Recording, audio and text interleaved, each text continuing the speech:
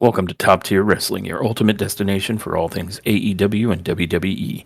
Whether you're a hardcore wrestling fanatic or just a casual viewer, we've got you covered with the latest news, in-depth show reviews, and our unfiltered opinions on everything happening in the world of professional wrestling. Join us as we dive into the high-octane action, dramatic storylines, and backstage buzz of AEW and WWE. Get ready to step into the ring with us and stay on top of the wrestling world. This is Top Tier Wrestling.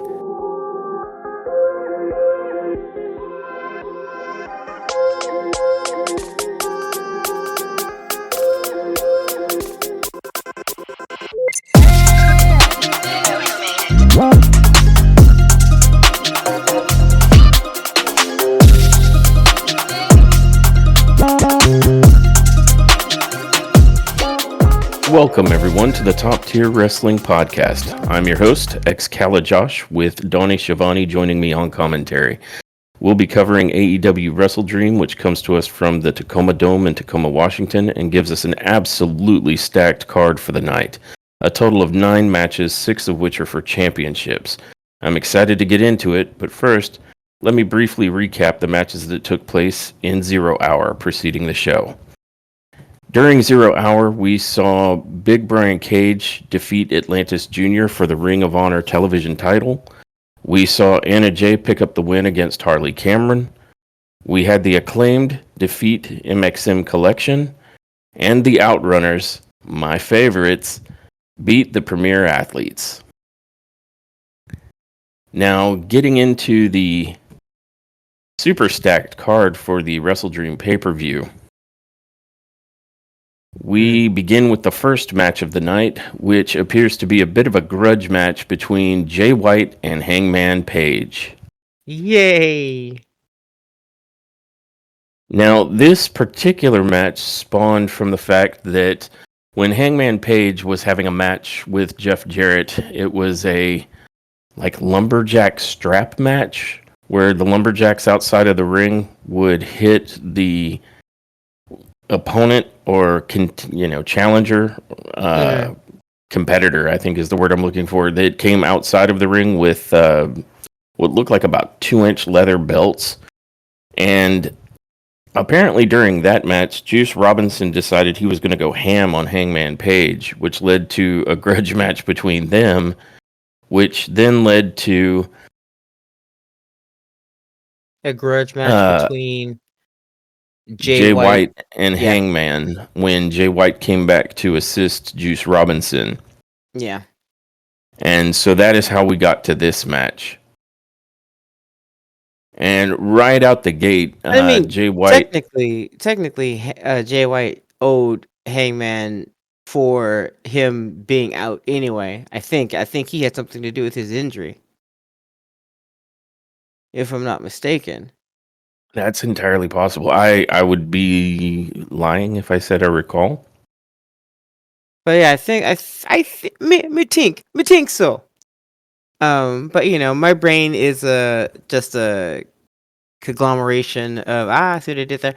A conglomeration of just random wrestling stuff and random wrestling facts, along with cat knowledge. So that's it.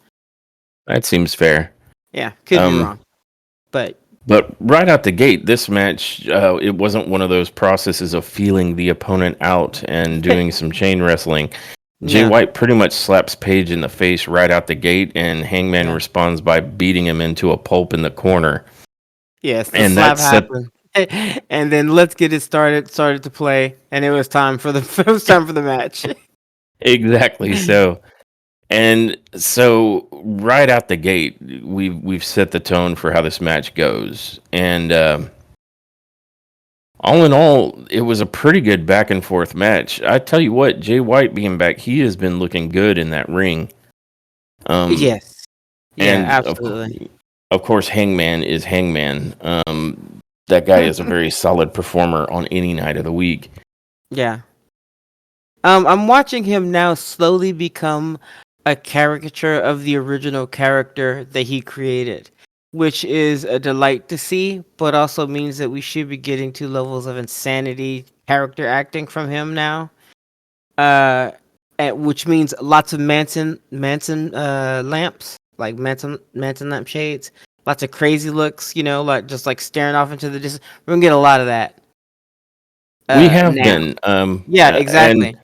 and we can talk more about that, especially when we Yeah. follow up with our coverage of Dynamite, Yeah. Oh yeah, because yeah, there was lots of hang with crazy eyes, like yeah. just look at his crazy eyes. The So I Hangman think, Manson laps. That's what we yeah, I call think them you're now. absolutely right. Yeah, Say that 3 times fast. Hangman Manson laps. Nah, once Yeah. is good. I think I'll trip over that for sure. Yeah. Um, but during this particular match, it was really good. It was really well heated and it was high octane. It was a great way to start out the pay per view. Mm-hmm. And they hit us with all kinds of everything. I mean, we got some DDTs, we got some Death Valley drivers on the apron. Uh, I think there was a What? point where Page gets his foot caught, on the top rope, and White just goes to work on him while he's hanging Yeah. upside down. Yep. Man, And I if I feel. Go ahead. go Go ahead. ahead. Go ahead. No. You. Well, I was just going to say, if I recall, it was a really sound strategy by Jay White to pursue Hangman's leg. Like, he went after Hangman's knee pretty hardcore. Things like dragon screws in the ropes, just a whole lot of kicking him in the leg, kicking him in the knee. He targeted the knee, and it ends up working out because it makes it so that Hangman, when he inevitably attempts to go for the buckshot lariat, and he just can't. He's either not going to be able to hit the initial leap, or after the flip, he's going to crumble. Yeah. But it didn't stop us from getting some crazy high spots. Like, there was one point where Hangman powerbombed Jay White like onto the apron and then picked him back up and then just powerbombed the life out of him on the steel steps. And it was a heck of a match. Yeah. Let's see. Brutal. There was like a shin breaker or a knee breaker that took place outside along the entrance ramp as well.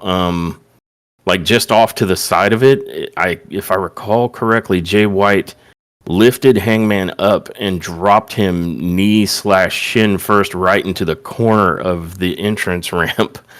And Yeah. we saw that and we were like, well, Hangman's done. I hope he enjoyed walking for the time of life that he was able to, because he ain't Yeah. going to do so again. Yeah. Why so mean, Jay?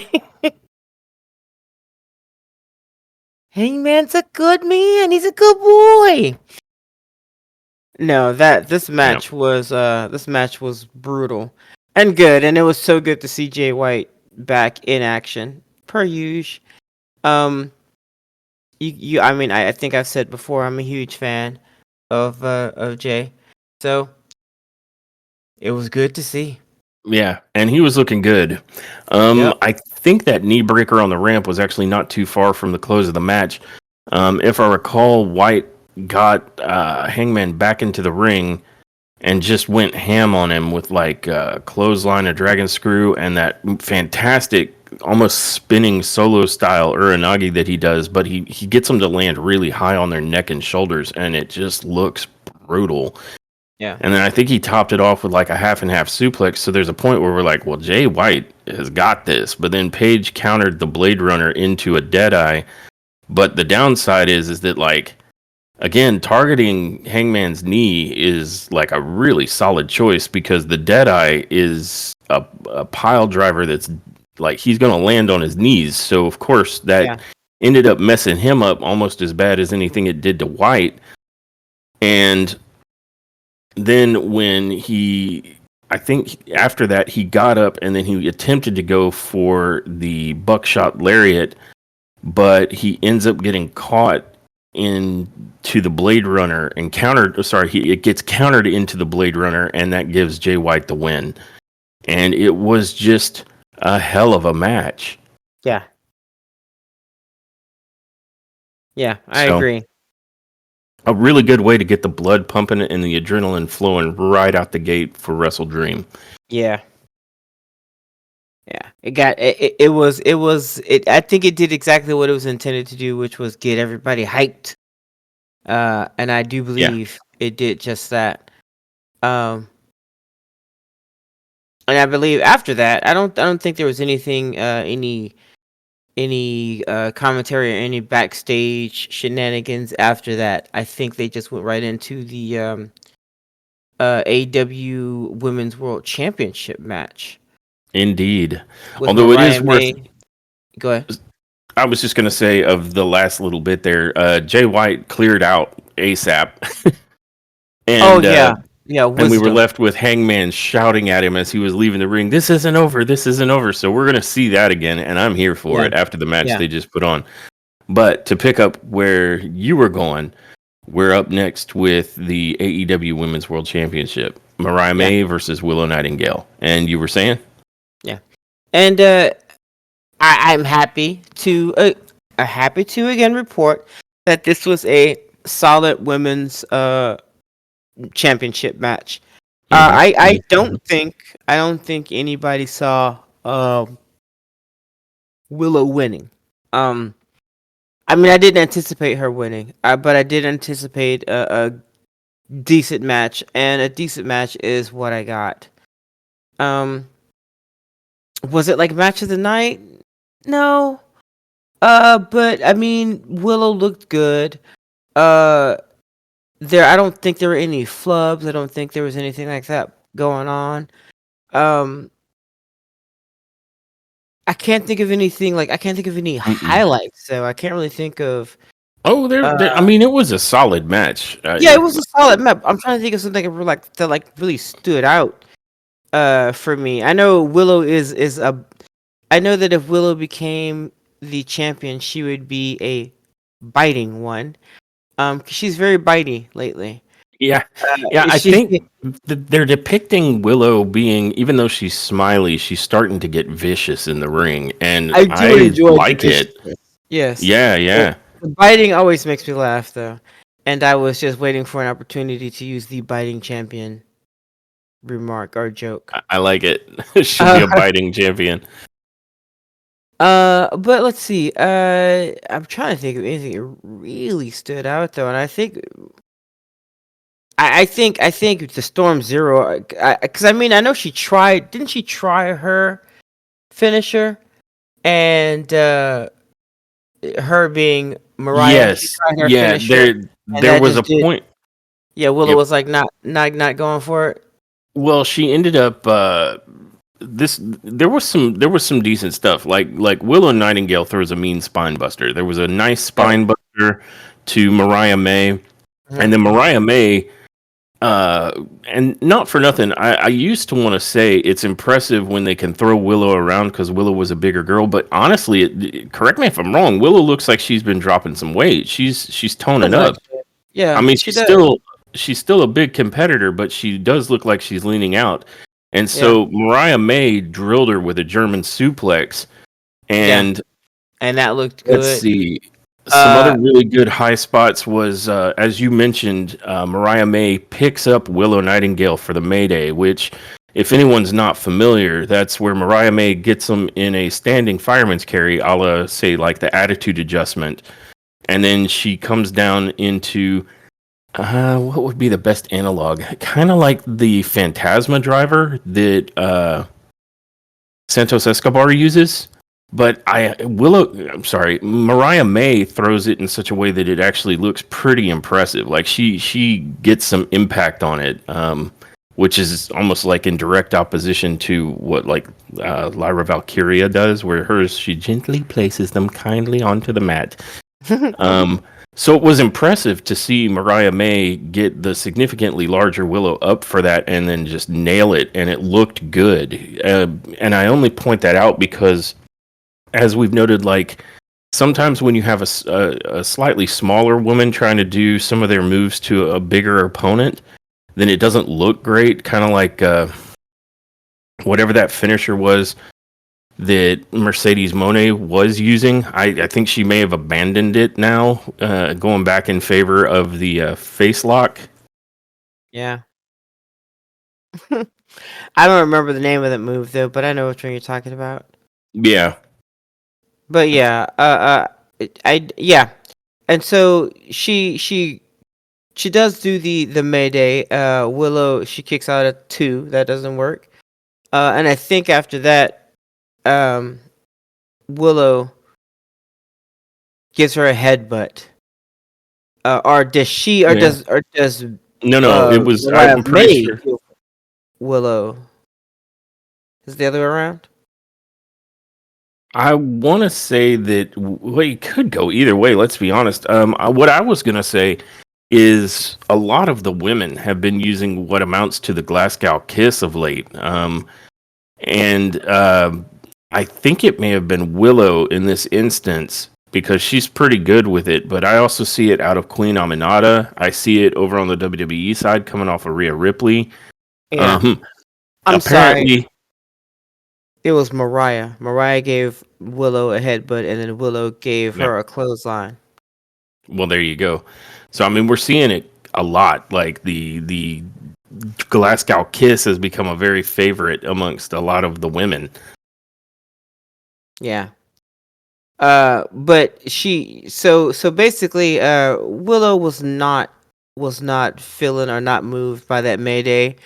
I think Mariah had to get off like 2 or 3 other moves before she could go into the Storm Zero and then get the win. So I mean, I think she tried Death Valley Driver. Did she do a Death Valley Driver in the corner? Oh yeah, I think so. I think she hit Willow with a nasty one in the corner. Yeah, And then I think there was also like a top rope Hurricane Rana near the end that yeah. left Willow kind of stuck on her knees Then after and that, running knee strike. a running knee strike, and that set up the Storm Zero. And Yeah, I'll be honest, I'm not sure how I feel about Mariah May needing to rely on Tony Storm's finisher to get it yeah, done. And it was even highlighted because she did the Mayday and that got kicked out of, but Storm Zero got the win. yeah. I'm Well, I not mean, sure what I the message there is. I want to say Storm Zero got the win, but I would say that the Mayday followed by a headbutt, followed by a DVD, followed by Hurricane Rana, followed by a running strike, and then the Storm Zero is what got is what got Willow. Like she Yeah, had to no, do no, a lot to get she her to did. that point. But I do see what you're saying. The Storm Zero seems to be the finishing move that finishes her opponents off, and it's like, well, what does your Mayday do then? And why all of a sudden is your Mayday not as strong as the Storm Zero? And Yeah, that is is exactly the it point I was going for. Yeah. is it yours now? Like every time you beat a champion, do you absorb their finisher? Like what is this? Well, it makes me wonder, like, is that the story? Is that what the story will be? Because this was a great match, and I would have loved if I had gone into it believing more that Willow had a chance of winning it. But I Yeah, am honestly of the mind that Mariah May's championship run is not going to be disrupted until Tony Storm returns. And this just kind of furthers that. And it makes me wonder if the story is going to be something like the only thing that's good about Mariah May is whatever she stole from Tony Storm, which is what's emphasized by the fact that Mayday couldn't yeah, get it done, but Storm Zero does. yeah. So I'm here for that storyline. I'm anxiously waiting to see what happens here. I can only assume that Mariah can't really continue with her championship run, or she won't until Tony comes back. Because everything, all roads lead back to Tony for some reason. I not for some reason, but I was just kind of hoping that we could get a good solid championship run out of Mariah that wasn't because I mean I haven't really seen her go against any real competitors except for Willow. A Everybody else point is that gets emphasized later. yes, you know what? You're right. So I'm going shut it up and No, no, leave. no. Yeah, that wasn't where I was going with that at all. I'm just simply stating that that is emphasized. You're spot on, as my Yeah, point, because that comes up later when we talk about Dynamite yeah, from last night. Um, yeah. So I mean, I exactly that there has not been competition to really challenge Mariah May, yeah, which I don't uh, necessarily agree. I think Willow brought it. I mean, this was a really good showing from both of these women, to be quite honest. yeah. Um, Well, heel's gonna heal, right? But it's I mean, the heel's gonna take their comments, their truth, all the way to the exaggerating, sort of not true anymore point. And that's what she did when she made the comment that we will talk about later. um, but yeah, I thought this was a pretty solid match. Definitely, again, not like match of the night, but a solid attempt from Willow, and a solid defense from Mariah. I thought they both looked good. But if I'm gonna go with the storytelling or the storyline here, there's a lot going on, and I'm interested to see what the story is with her finisher and why she's kind of abandoned it for the Storm Zero. I mean, I see why she's abandoned it. Hell, it doesn't work anymore. But why? Like, I would really, really love to know what the story is there, well, and maybe we'll I get I that mean, soon. I agree with you. I'm curious to see where it's going, but I do highly suspect that there's going to be a point where Tony Storm comes back and makes the point that everything that works about Mariah May being champion is what she stole from Tony Storm. So in effect, Tony Storm is still champion. Yeah, Some kind of comment like that, because Mariah May is essentially just a Tony Storm like knockoff when we yeah. keep getting the message that the only part of what works about her is what she took from Tony Storm. Yeah, But I'm curious to see where that's going. But clearly, Mariah May has and Tony Storm's story is unfinished. They keep yeah. signaling that too hard. That said, I'm also curious about the developing, like, more vicious Willow Nightingale that we keep seeing bit by bit by bit. I'm here And for it. I'm wondering if that ultimately turns into a heel turn for Willow, or if it just becomes Willow still a face, but now whooping ass. I said And I'm a good for while that back. too. I said a while back that Willow would. I was waiting, interested to see Willow go turn into a heel, and I'm still gonna hold on to that. I'm still gonna say that maybe one day she'll be a dang on heel. I need it. I think she would make a great one.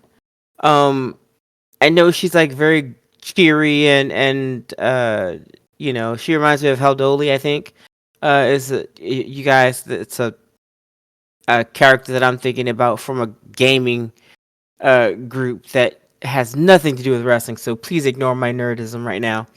Um, it's like I'm going Pathfinder right now. So sorry, guys. But she reminds me a lot of a character in a Pathfinder game. All right, don't you judge me.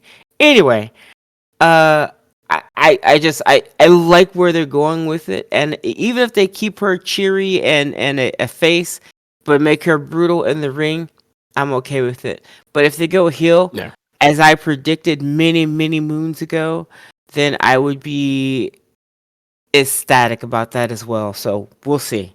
Yeah, I think it could be enjoyable either way, but I almost hope that it is more of a I'm still me, but now I whoop ass, because Yeah, the wrestling space in general, not particular to women and not particular even to AEW, but just in general, I think could do better with a return to, I don't even want to say an anti-hero, but a strong face that doesn't yeah, have to be dopey and just like so blindingly saccharine yeah. that Please, they can't do yeah, a believable job of whooping that ass in the ring.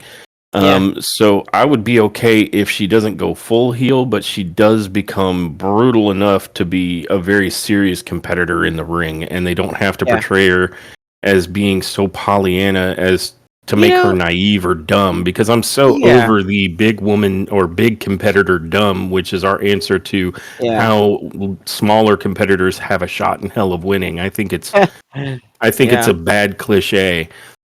So I would I, love to see a more nuanced Willow Nightingale who can tear it up in that ring and is you willing to know, do what it takes to win a match. now that you've mentioned it, I think I agree with you. I think I would prefer if she remained a face, but became dominant. In Yes. the ring. Hmm. I would appreciate that. I think a little bit more because for some reason we always equate like being brutal or being powerful in the ring with being a heel. When I would like the return to the strong heel. I'm To sorry, a the strong strong good face. guy. Right. Like, Yeah. and that I think that's what I liked so much about, and I know we're talking about AEW right now, but I think that's what I liked so much about the promos that were cut between Gunther and uh Cody? Cody. Yeah, yeah. Yeah. Monday, I mean, because Cody looked good. He looked dominant and he didn't back down. And not only did he not back down, but he had a reply, a rebuttal for Gunther, which made him look good. It made him look dominant. It made both of them look dominant. And it made me excited to see the match. So just a little side note there. So yeah, I think I am agreeing with you now, and I think I would like more for her to remain a face, but then be brutal. Yeah. Yeah, I agree. And with regards to what you said about Cody and Gunter, right? Hmm. Like, I'm okay with there being like good guys and bad guys, but there can't be like bad guys and ineffectual morons. Like, I have to believe as part of the kayfabe that everybody who's getting into that ring, if it's going to be a compelling match, is ready to throw down. So you can't lop off the ability to kick butt in the ring as something that faces don't do. That Yeah. doesn't make any sense. Yeah. So, I'm pretty lame.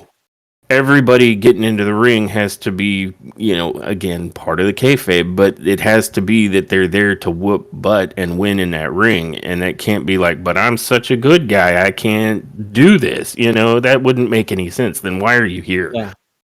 So I would think it would be fantastic if they can get away from this idea that big wrestlers have to be dopey and that good guy wrestlers have to not be willing to do what it takes to win a match. I mean, maybe Yeah. not go to the cheaty side, but more than willing to be ferocious enough to get it done just through their own good wrestling. Um, and Yeah, that's how I feel about that. Yeah. And just to finalize it, Mariah May retains and Yeah. is still your AEW Women's World Champion. And that is our first championship match of the night, but it Yeah. is certainly not the last. Yeah. And I Unfortunately, spoke earlier about things that were disappointing. And that's a really good segue into match number 3. For indeed. the AEW TNT Championship match between Jack Perry and Katsuyori Shibata. Yep. Yeah. Yeah. Guys, Oof. listen. Okay, so I'm gonna say this. There is a particular wrestling style that I'm not a fan of, and it's the one that involves the holds and the submissions and And not selling. and yeah, and not sell, and the wrestlers that don't sell, like, that just won't sell any move. Okay. I don't really like whenever wrestlers get into the ring and spend 5 minutes doing the slap fighting. I'm not Yeah. into that. I'm not into when wrestlers sit Indian style in the middle of the ring and encourage their opponent to kick them or abuse them in some way or spit on them. Not into that. And then not Uh, sell it. yeah, and then not sell it. Like they're getting kicked in the chest, but they're just sitting there like, yeah, whatever. I'm not bothered at all. Okay, so I'm not into any of that when I'm watching wrestling because I'm aware that the holds, the submissions, uh, the bouts of strength, like, am I stronger than you? Let's find out. I that's stuff that I did when I was like 12, you know, um, and stuff that I could easily sell then.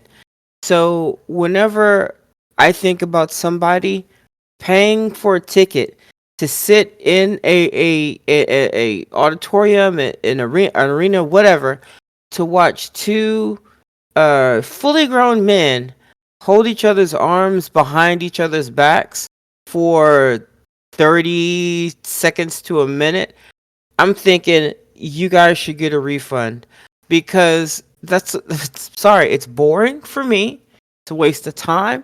I know that we're just wasting time here, and I know that I've seen wrestlers fly from the top rope and do moves that I know I could never ever do. Hurricane Ranas, freaking DVDs, Death Valley Drivers, uh, anything, man. Give me a knee strike. Seriously, anything. Yeah. Give me something that I couldn't do with my 12-year-old niece, please, because I don't want to see that, and I certainly don't want to do. I don't want to see two grown men do it. It's boring, man. It's boring. It's repetitive. It's slow. It ain't even a slow burn. No, it's just slow.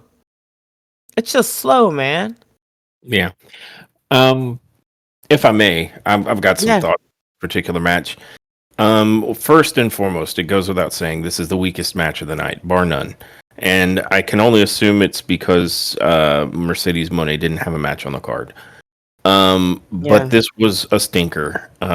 It was slow, it was boring, and it was filled with all of the kind of stuff that I don't think is very good or entertaining to watch. We had yeah, Jack Perry, continuously at the beginning jumping out of the ring, and it's like, oh God, that's so annoying. I mean, it's supposed to be like it's psychologically frustrating to Shibata. The thing is it's actually just psychologically frustrating to the audience. It's like we're going nowhere.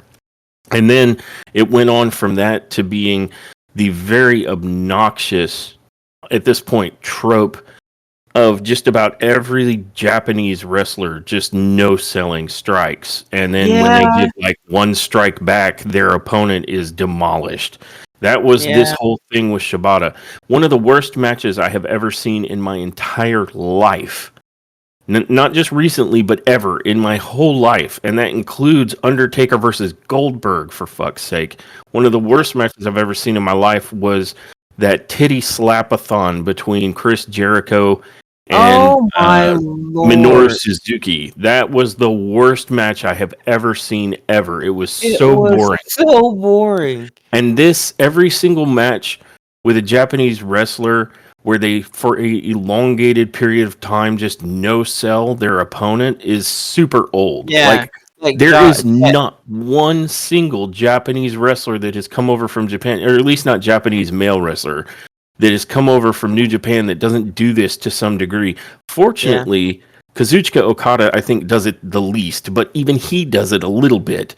And Shibata and Suzuki and the guy who's on the shelf, the Stone Bulldog, they all do this to no freaking end. And it's super boring. It's yeah, boring if one guy did it. It's way worse that it seems to be like a Japanese wrestler industry wide epidemic. It's yeah, terrible. And it's so yeah, old. And then you couple that with the fact that Jack Perry already does very little in the ring. Like, I'm just not impressed with him as a wrestler. And then Shibata favors the style of wrestling that I'm not a big fan of from Daniel Bryan. And it's all fake strikes and all fake submission holds. And then I'm going to no sell your shit. Like, you're doing the absolute least. And it just yeah, is a total waste of time. Like, this was the match that I could have fast forwarded through entirely and missed nothing. And I would say that, to anybody listening, this is just going to be an awful match. I feel like I watched two vertical suplexes interspersed between a whole lot of like nothing, a whole lot of strikes not being sold, and a whole lot of rest holds. And I'm like, why are you resting so much? What the hell did you even do? yeah. So this And and was a I stinker. and I'm just thinking, I'm just thinking about all the times where either Shibata no sold something, or a hit or a kick from Jack had no impact. Yeah. Like Hmm. right from the beginning. I think Perry was giving Shibata some kicks to the back, no impact. He goes to, and he tries chops. No avail. Nothing happens there. But then Shibata hits him with his own chop, and Jerry, Jack Perry hits the floor. Um, I mean, Shibata sits on the mat. And then Jack Perry spits on him because you know how much that means. You know how manly that is. Um, and that's the other thing. Okay, if I got one pet peeve for AEW's wrestlers, it's all of them that spit on other wrestlers. I don't think one of the shittiest, like non Yeah, it's a bitch move. dominant things to do. It is a huge bitch move, seriously, and I don't know. Anyway, it ain't my cup of tea. No, I it think makes Jay it I makes think the Jay person White doing it look weak.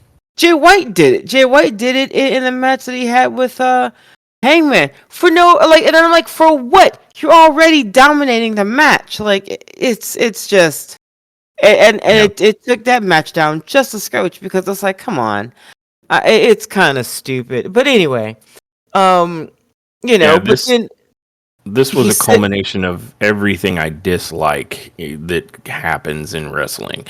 yeah, but then Shibata sits on the floor, and of course, he's getting spit on and kicked, and no sell. He's not selling any of it. That kind of stuff. It gets played out, man, and every single and I hate to say that it's every single male Japanese wrestler, but everyone that I've seen come through AEW so far, every last From one of New them have, Japan, yeah. yeah. I'm sorry, yeah, from New Japan, they all do the same thing. Like at one point in the match, they're gonna get hit and then just stand there like that's all you got, and then they'll continue to get hit and they'll just stand there like, really, is that all you got? Until they hit the person that's been hitting them, and that person falls to Yeah. the mat, Yeah. like And every time, and it's in AEW, they get into these protracted strike battles already. So it's kind of a thing, and it's not a good thing. Like, it's a noticeable you do this too freaking much. yeah, Like entire promotion wide. There's some times where there's just too much strike battle going on. yeah, But then you double down and make it worse when you get these, and it's exclusively like some of these Japanese wrestlers that have made it their shtick to no sell. So it's a strike battle that's completely lopsided and extra boring, and it goes on far too long.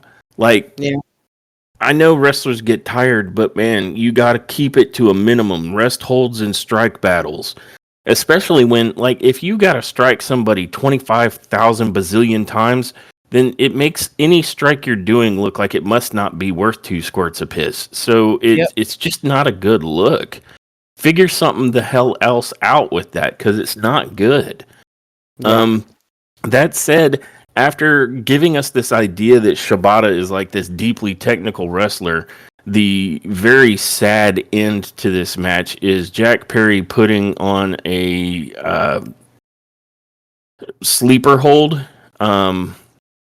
The rear naked choke that is like now the default finisher for about half the roster on any freaking promotion. And he throws it onto Shibata. I'm sorry, Shibata. Sorry, I got that backwards. Shibata throws it on to Jack Perry, and Shibata, who again is portrayed as being a very technical wrestler, somehow missed a ref counting very loudly that he was pinning himself or that Perry had gotten him into a pinning predicament and just loses the match to a 1-2-3 and then acts surprised, like, oh, he didn't tap out. It's like, are you new? I mean, I know you're Japanese and English isn't your first language, but you've been wrestling long enough to know what a ref slapping the mat means. Yeah. And so it ended up making Shibata look like he was stupid.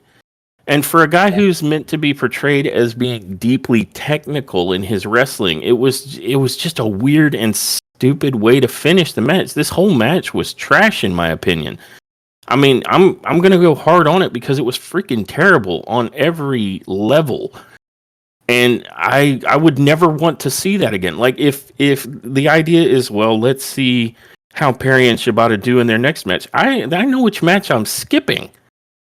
I don't ever want to see Jack Perry and Shibata go at each other again. Hell, I'd half don't want to see Perry or Shibata go against anyone ever again after this match. It was not good. If the best thing you can have as an outcome is for me as a fan to look forward to the rematch, because those guys like killed it in the ring. This is the polar opposite of that. This is the match that would make me want to change the channel or fast forward. Don't ever do this again, would be my advice. The kindest advice I could give is don't ever do that again. Don't you ever do this again. Yeah. For any reason. You listen to me. Don't you ever do this to us again. Do you understand? Ever. So suffice it to say, Jack Perry squeaks out a lukewarm, I wish I hadn't seen it and never been a part of it win. And after the match, Perry then attacks Shibata with the belt, and this leads to Daniel Garcia running out to have a stare down.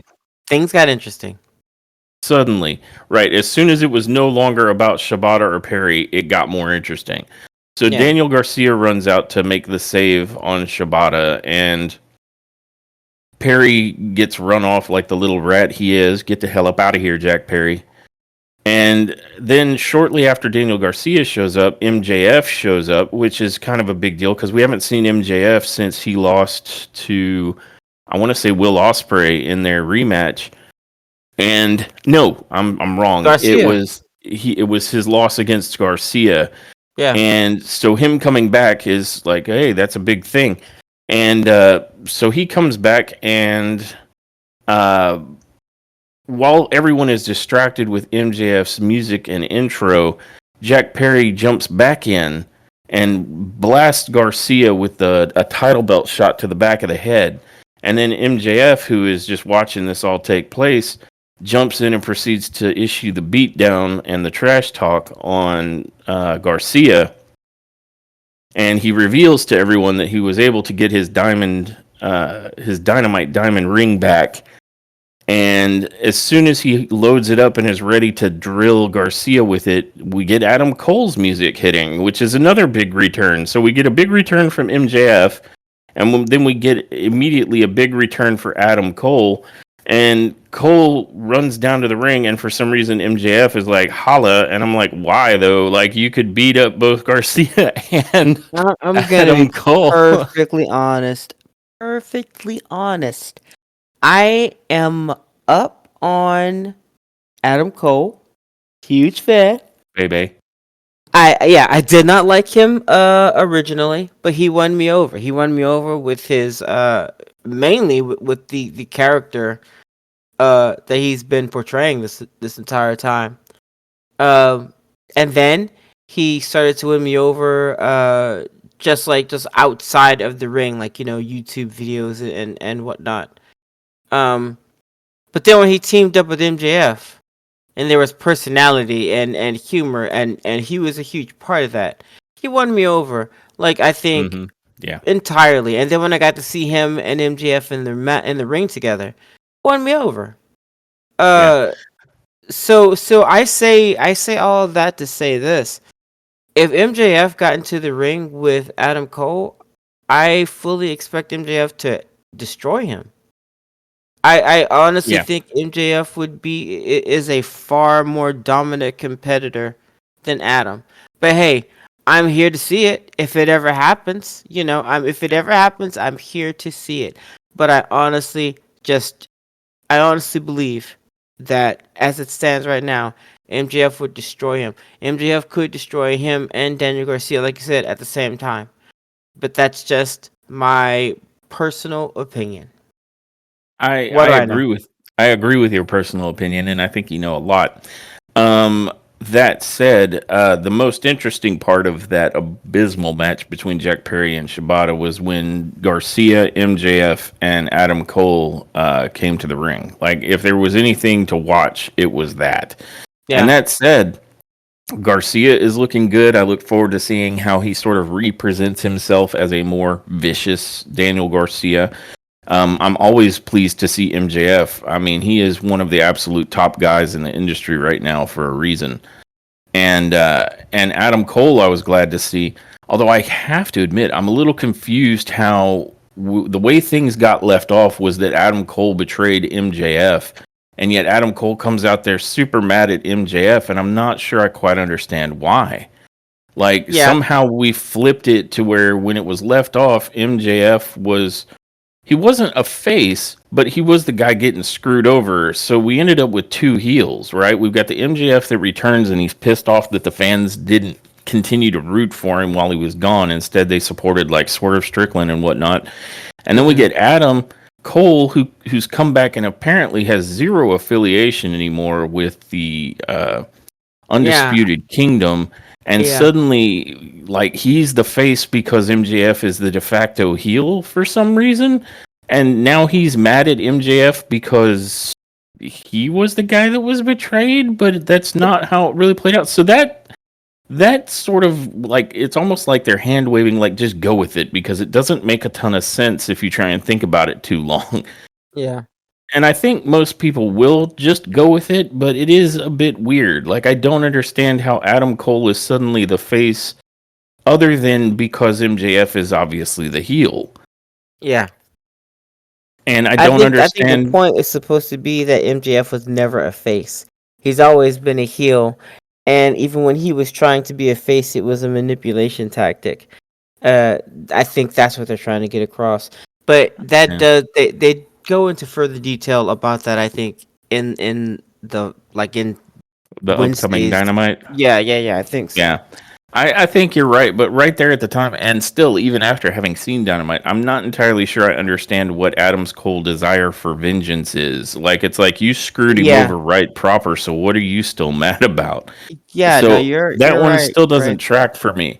But I'm willing to go along for the ride because it's pro wrestling, right? And all of the players involved, I'm interested in seeing. But I am kind of like, that one doesn't quite line up rationally. But it is what it is. That said, that was absolutely the best part of that entire segment was Garcia, MJF, and Adam Cole. Yeah. But that particular abortion of a match leads us into one of, if not the matches of the night. The upcoming AEW International Championship, which is a triple threat match between Will Ospreay, Konosuke Takeshita, and Ricochet. And I am hyped to see how this one's going to play out because we've seen Ricochet and Will Ospreay go to a draw effectively twice. Yeah. So we know that pairing is already pretty brutal. But how much worse will it be when you insert a very volatile Takeshita? Well, the answer is very. Yes. Yeah, this was a great match. And I mean there was so much that happened. Of course, you got Ricochet, you got Will Ospreay, you got Takeshita. Like three guys who are top notch competitors in their own right. If it was just a one-on-one match with somebody else, like all of them would bring in the butts to the seats just to see them. So all three of them going against each other. Holy smokes! For the belt, by the way, and it was everything you thought it would be. It was that, and then just add like 10 more things. This was just like a long running highlight reel. There was a point where there was a DDT on the floor to Ricochet, and Takeshita pulls out a table. And then the thing about that table is that they set it up kind of early in the match, but it doesn't come into play until significantly later in the match. So it's just like this, what do they call it? Chekhov's gun? Yes. Like for the entirety of the match. And you're like, when are they going to break that table? And man, they tease you with it like several times. Like, oh, he's going through. Nope. Oh, he's going. Nope. It was great. And I think Takeshita initially wanted to try and get a blue thunder bomb off on, I think it was Ricochet off the apron, but they didn't quite get there. That's one of the first teases. And you end up with just a heck of a match, which is like highlight reel after highlight reel. I mean, Yeah. it's kind of hard to follow, but just some of the highlights would be Osprey ending up hitting a double Pele kick, Ricochet and Osprey running back and forth opposite one another on the ropes, only to backflip and end up with the hero poses, the dueling hero poses. But unlike the first time it was done, this time Takeshita's like, oh, hell no, and running drop kicks both of them out of the ring while they're Yes. posing and staring at each other. I mean, Yeah. that was fantastic. Um, and Takeshita is brutal. I mean, Ricochet and Osprey are fantastic high flyers, and they can do some brutal moves as well. So they're kind of that Yeah. like in between, like light heavyweight. But Takeshita is full on heavyweight, and he can just drop some people. Like he can deadlift a person from sitting like it's nothing. Yeah. And so this was just a slobber knocker, start to finish, to quote a good old JR. Yeah. And it was a good. Yep. And I got to give Ricochet a lot of credit. Like the way he can counter out of like a lot of Osprey stuff, including like taking a Stormbreaker and countering it into a Dragon Rana, is insane. Yeah. And he also throws that backslide bomb, where a backslide is normally not the most exciting move. It's usually for a pinning combination. But the way he does it bombs the guy, his opponent, straight into the mat, like very high on the neck and shoulders, and it just looks like, well, he's dead, you know. That's someone should And call then, his family. but Osprey, you're right. Osprey gives It's as good over as for he this guy. gets. Yeah. You know, he reversed a 450 splash attempt by Ricochet into a power bomb and a Styles clash, and if I recall, then we get Takeshita like German suplexing both of them, and a very nasty counter into a blue thunder bomb. Like if I recall, Ricochet did like a middle rope back dive kind of a thing towards Takeshita, and Takeshita just caught him in kind of like the position for a backdrop suplex, but he then keeps spinning it until it's a blue thunder bomb. And we were Yeah. like, oh my God. Because like we're seeing counters and on top of counters into moves that we hadn't seen before. So, I mean, that's why these guys are at the top of the game the way they are. I mean, they Yeah. will show you stuff you hadn't ever seen before. Yeah. True. And it just was an intense and good match between three of the very best in the world to do it right now. Yeah. And ultimately, this leads to let's see, how did we get to the finish? There's a point where Osprey drills the hidden blade, I want to say on Takeshita, but then Don Callis interferes directly. And being a triple threat match, this is all legal, right? It's no DQ. Yeah. So Callis yanks the referee out, and then he picks up the little screwdriver that he apparently just permanently has on his person. He pulls out and goes to take a shot, but Osprey catches his arm. And at that moment, Kyle Fletcher runs out and ends up taking the screwdriver, but then he drills Will Osprey with it. So this is a big, betrayal in turn on Osprey by Kyle Fletcher. And after Osprey's been hit with the screwdriver, even though he's not completely out, he's still pretty messed up.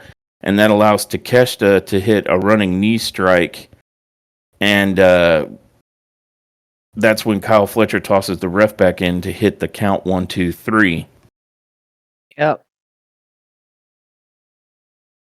And new And the AEW new International Champion. Takeshita. I'm here for it. It was a good match. It was, and it made Don Callis and Kyle Fletcher like two of the most hated people on the planet right in that moment. Yeah, well, for that moment. For that moment. Oh, for there was another. But yeah, all in all, this was a good match and very entertaining. Uh, I am want to call it the match of the night. Uh, if not at least one of the top three, but I think it might be number one. Yeah, for me. Yeah. And Yeah, go I ahead. think just to, because I mentioned this table, there was a point, if I recall correctly, where Takeshita is on the apron and hits something. I want to say, I want to say Ricochet gets dropped through the table on something, some kind of move. I'm having trouble remembering it, but that's why Ricochet was not really involved in the finish. Oh yeah, he got the table. Because he got obliterated through the table, which kind of took him out of it for the last little spots. And it looked mean too. Like it's like, oh yeah, bye Ricochet. And he got put through that table, which left it being Takeshita and Osprey's match to have there for the finish, and Yeah, for all of what took place to be able to take place. So it was solid. This was a match that gave you a little bit of everything you want out of wrestling. I mean, there was high flying, there was a whole lot of like psychology, there was a little bit of humor. I mean, it was pretty funny in my hmm opinion when Takeshita double drop kicked both Ricochet and Osprey because they're doing their hero poses opposite one another. It yeah, was pretty good. And then you had betrayal, like Kyle Fletcher, who was like, "Osprey's my very bestest friend." Well, apparently not that bestest. He's yeah, your very bestest screwdriver hit. yeah. Um, You've been replaced with a screwdriver. and I mean, you had the villains win. It was a great match.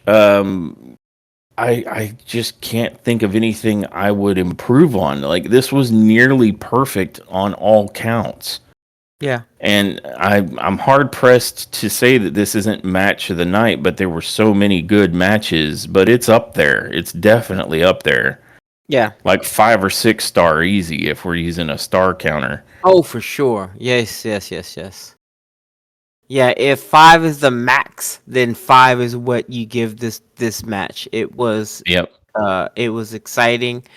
It had some storytelling. I'm basically repeating what you just said. Long story short, it was great. Yeah. Yeah. And kudos to the brand new AEW International Champion Konosuke Takeshita, because I believe in one of our podcasts we were just saying Takeshita needs to get some gold, and apparently they Mhm. agreed. Yeah. So well done. As much as I don't like the human thumb in a suit that is Don Callis, Don Callis and his family, they're looking pretty mean and dominant right now. That's Yeah. even more so coming up in Dynamite. Yep. True. But after that match, we are treated to Prince Nana in the ring, introducing Swerve Strickland, but not before Prince Nana decides to advertise some coffee at us. He does let us know that Yeah. Swerve is now medically cleared to return, and we hear Swerve's music go off, and Swerve makes his way to the ring. While in the ring, Nana is dancing his ass off, and Yep. it's what everybody came for. I mean, let's face it. Everybody's looking at Nana doing that dance while Swerve's entrance music plays. So the audience is popping like crazy for a big Yeah. pressure, and Swerve makes his way to the ring. And before Swerve can really even start saying anything much about his return, MVP interrupts and comes out with Shelton Benjamin, and they come to the ring. And essentially, MVP says, he basically tells Swerve, you've done great becoming the champion, but the problem here is Nana.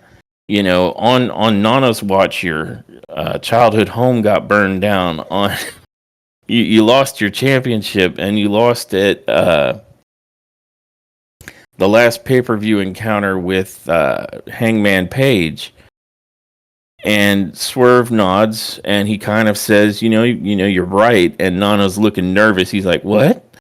And Swerve says, it's Nani? true. I lost my childhood home. It's true. I lost my championship belt. It's true that I lost at my last, pay-per-view meetup with Hangman. But you know what else is true?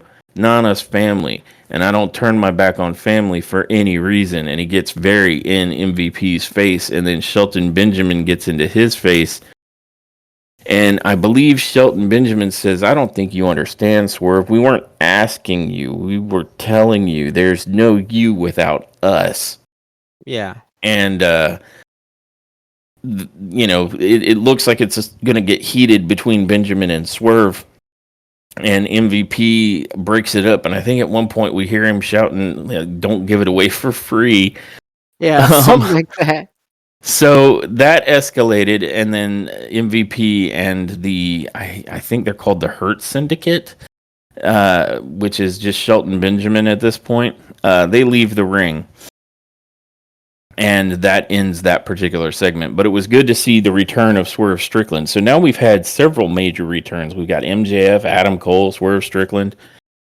So this has been a big night for the top tier of AEW making a return. Yeah. And then from there, we end up with one of the few non-title matches of the night, a 2 out of 3 falls match, which is a format we don't see very often anymore. Yeah. Between Hologram and the Beast Mortos. And this is just a cool match. I mean, you and I have fawned over the Beast Mortos, and Hologram's been making a strong showing as well. And so I figured this is just a good match to put on the card, but apparently this also ties in with the fact that Tony Khan and AEW are trying for a more international presence, and they just recently signed a programming agreement with Fox Sports Mexico. So it's my understanding that that's why this match ended up taking place, but I would have believed it to be on the card just because Hologram and the Beast Mortos are excellent. So I mean, there's no loss to watch these two. It was actually a really fantastic match. Yeah, and it's not the first time we've seen Hologram and the Beast Mortos really go at it either.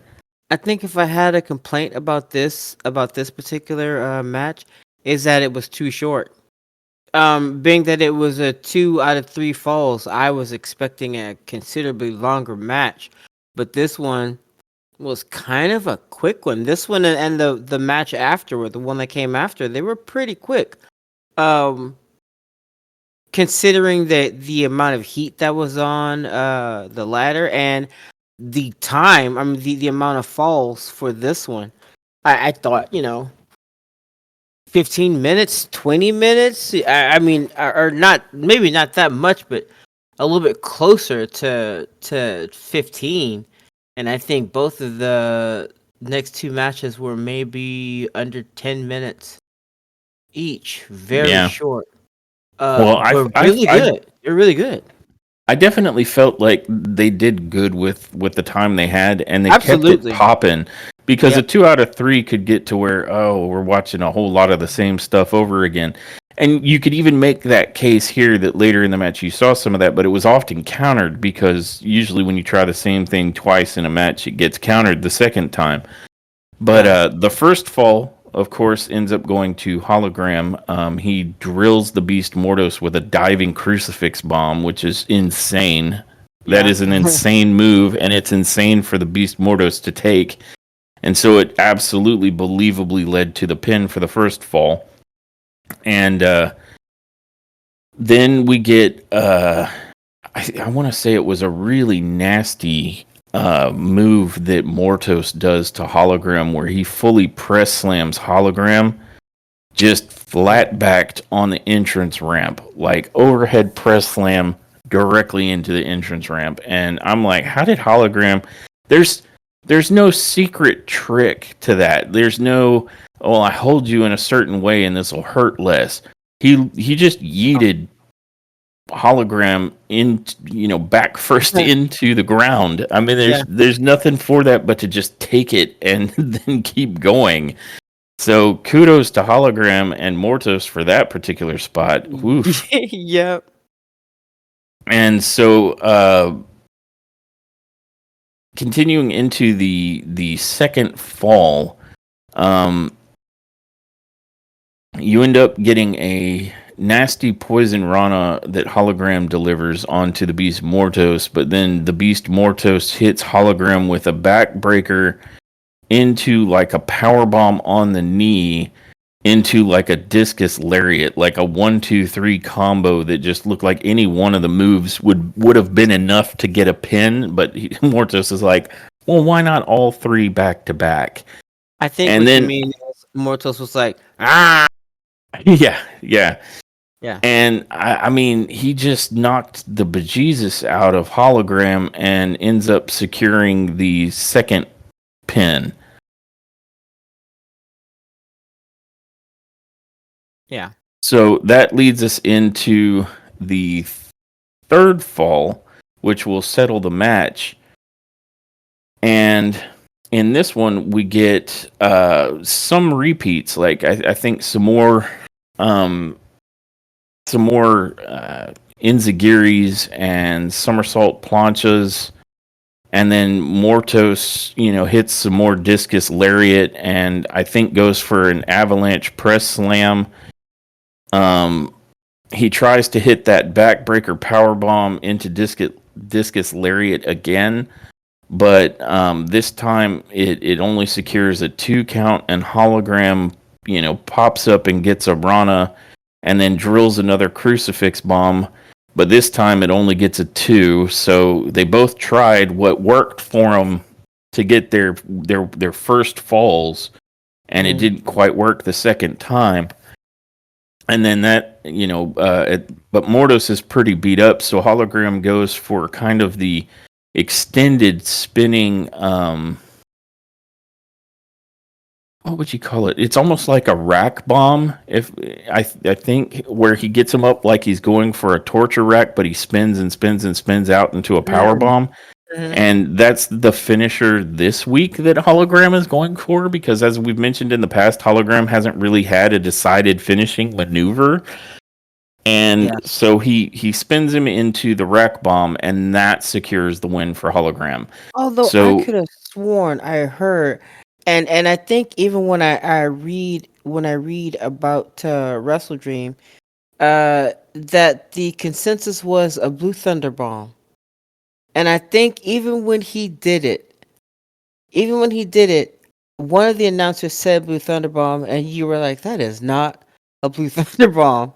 Yeah, it's a spinning power bomb, but it's not a Blue Thunder Bomb, because it's not even executed from the same position. The Blue Thunder Bomb is done from like a back suplex position, and this is entirely initiated with the man across the shoulders, but it's like an inverted fireman's carry, not a normal fireman's carry where they're face down on your shoulders, you're face up, which is more of a torture rack position. And so he spins them and then, slings them out on the leg side and then sits out into a power bomb. So not a Blue Thunder Bomb. It's not a Blue Thunder Bomb any more than an Uranagi is a choke slam, as they often screw up and call.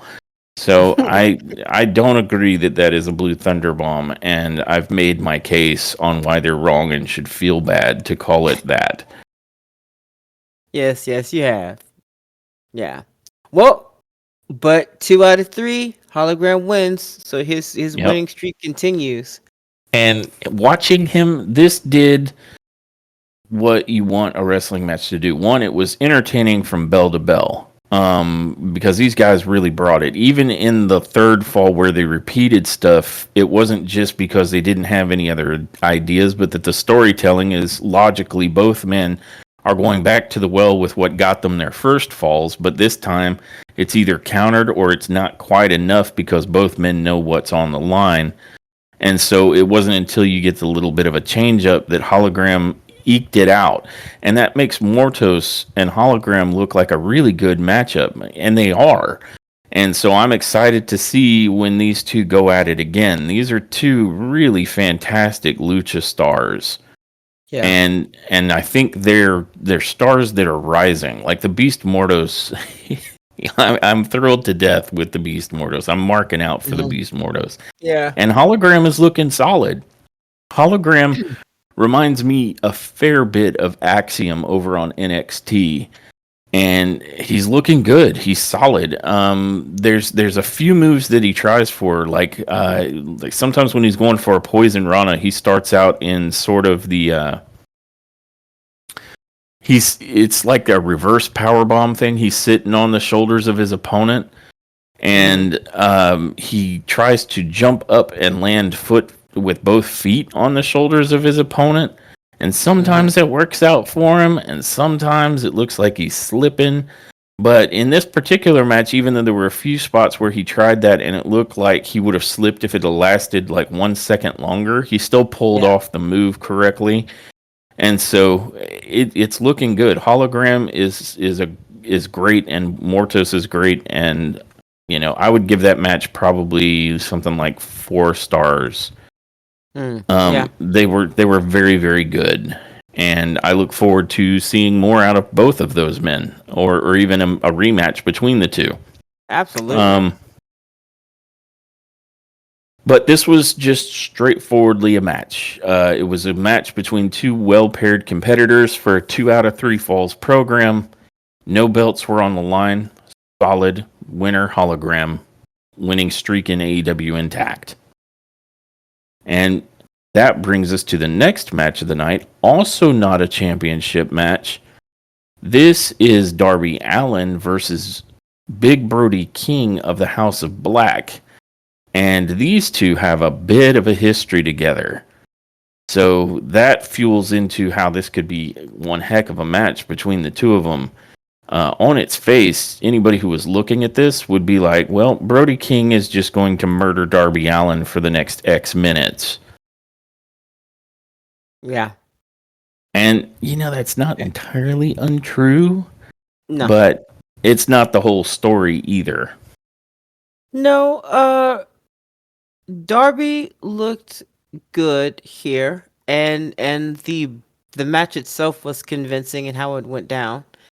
Um, I think the one thing that I noticed about this particular match was it was nothing new, and that's not a bad thing. That's not a bad thing. I'm not insulting or complaining about nothing new at all. It was a solid match where I saw the competitors do kind of like with the match between Hologram and Mortos, do what has worked for them in the past, especially with each other. Uh, and they gave me a very convincing ending to the match.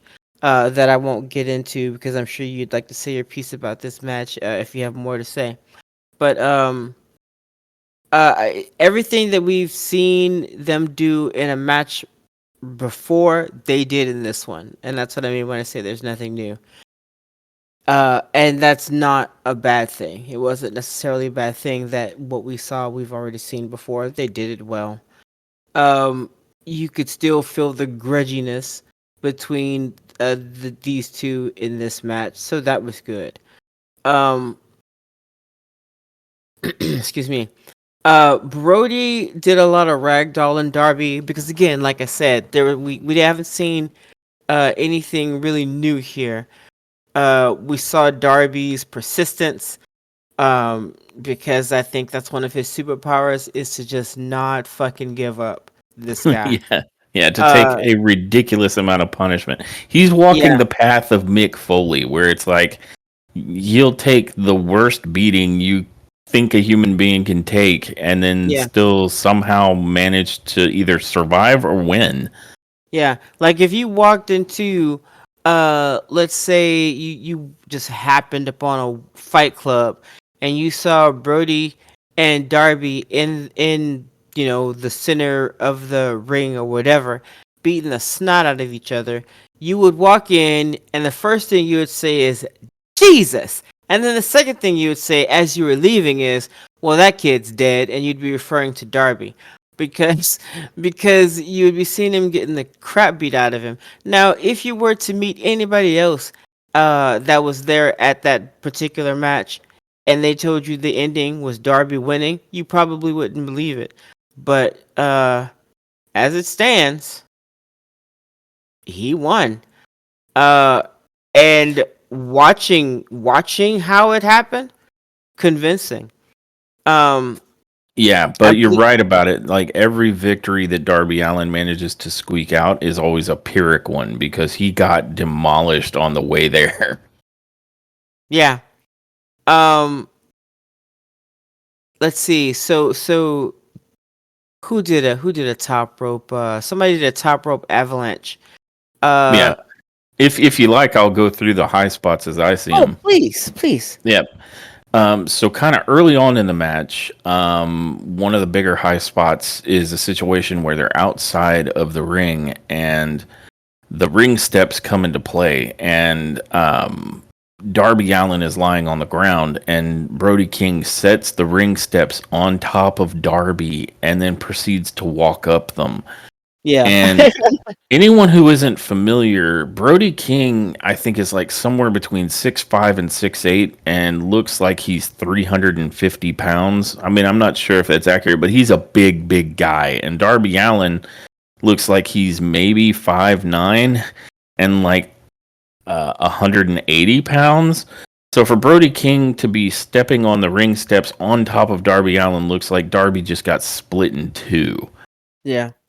And then another one of the big high spots that happens a little bit later is Darby gets King outside of the ring and hits him with two straight of his super missile suicide dives, and then hits a coffin drop to Brody on the floor, and Yeah. then gets him back in the ring and drills him with a code red. And kudos to Brody King for being able to, you know, because the code red is a move where the guy that it's being done to, kind of like the Canadian Destroyer, has to do a whole lot of the back flipping to make it work right. And so Right. kudos to a big guy like Brody King being able to do this and make it look good. And the code red looked nasty. Like Brody landed all head and shoulders. It was a mean looking code red. Yeah. And then moving on to a little bit later in the match, there is an avalanche German suplex that Brody King does to Darby Allin that was insane. Because a lot of times an avalanche German suplex will result in the wrestler that's taking the move that it's being done to fully flipping. But on this one, it was like a big release avalanche German suplex that Darby Allin took entirely on the upper back, neck, and shoulders, and it just looked like he should be dead. Yeah. And that leads us to sort of the ending sequence where, again, the ring steps are a factor. And this time, Brody has kind of set the ring steps up not far from one of the turnbuckles. And he goes to try and get Darby Allin in a deadlift superplex kind of a situation where he's going to superplex him onto the steps. And we're like, oh my God, no way. Yeah. Because that looks like it would legitimately murder somebody. And fortunately, they didn't go for it. And Darby ends up pushing Brody King as part of the counter to where Brody falls backwards onto the steps. And it's a pretty bad tumble. Or it's intended to look that way. So Brody's kind of stuck on top of those steps because he's gotten the wind knocked out of him. And that allows Darby to climb up to the top rope and deliver a coffin drop outside the ring to Brody, who's laying across the steps. And this looked like an amazing coffin drop. But of course, you can't win the match that way. So Darby Allin climbs back in, and the ref is given the 10 count, which believably Brody might not make, and in fact only narrowly beats. But the minute he gets back into the ring, Darby, hops up onto the top rope and drills him with a final coffin drop to secure the win. Yeah. And this was another great match. I heard what you said about how this is, we've seen this before, Yeah. but like two competitors that really know how to bring out the best in one another is not a bad thing to see again. No, And not at I all. really think Darby Allin and Brody King gave it to us here. And on top of that, like you look at Brody King, you look at Darby Allin, you're like, man, you're going to have to do some crazy stuff to get me to believe that Darby Allin could win. Well, they did. Yeah. Yeah. They did, and Darby Allin believably beats Brody King in a fantastic match. Yeah. I mean, This is another one that's like a 4-star kind of territory. This is a fantastic match between these two. yeah, I honestly do feel that even though we've seen it before, that doesn't mean that it wasn't good. It was good when we saw it the first time, and it was good this time. Um, and this is a perfect example of if it ain't broke, then don't fix it. There was nothing wrong with their previous matches, and what we needed to see was how each wrestler would fight with the other and how they would best that particular individual. That's what we needed to see. That's what we got. So whether or not we've seen it before, whether or not they've done these moves before is irrelevant. Honestly, it was a great match. Um, and probably a contender for match of the night. And I would say that it may have been match of the night had it not been Will Ospreay versus Ricochet versus Takeshita. That match just Yeah. took it everything to a Yeah. whole another level. But I mean, I fully expected that when Ricochet and Will Ospreay were going to be in the match. No offense to Takeshita, but those two are explosive, and Takeshita proved that he could be explosive too. So yeah. This Yeah. match though, Darby And Allin versus Brody, chef's kiss. It was good. It was good. it was good. And correct me if I'm misremembering here, but I seem to recall that after the match, Brody King actually gave some propers, like some sportsmanship to Darby Allin and then left the He ring. did. He shook his hand and then he left. Yep. And I don't know if that means that they're trying to go face with the House of Black. Um, but I do know that not every member of the House of Black has been a heel from jump anyway. Which is another cool thing about the House of Black. I would be Uh, perfectly okay with the entirety of House of Black being more like anti-hero. Like they're just individuals with their own agenda I think and their that's own the route likes they and should. dislikes, Yeah, and I I'm think cool with that's the route that. they should probably take with them. I agree, absolutely. And if they go that route too, I'll be just fine with it. I like the general vibe and theme of House of Black, and even when they are given roles where they have to job, they keep the integrity of the group sound, and I like that. Yeah. So I'm convinced that they are still the House of Black. Uh, I compare that to oh goodness, what's the name of the Dark Order?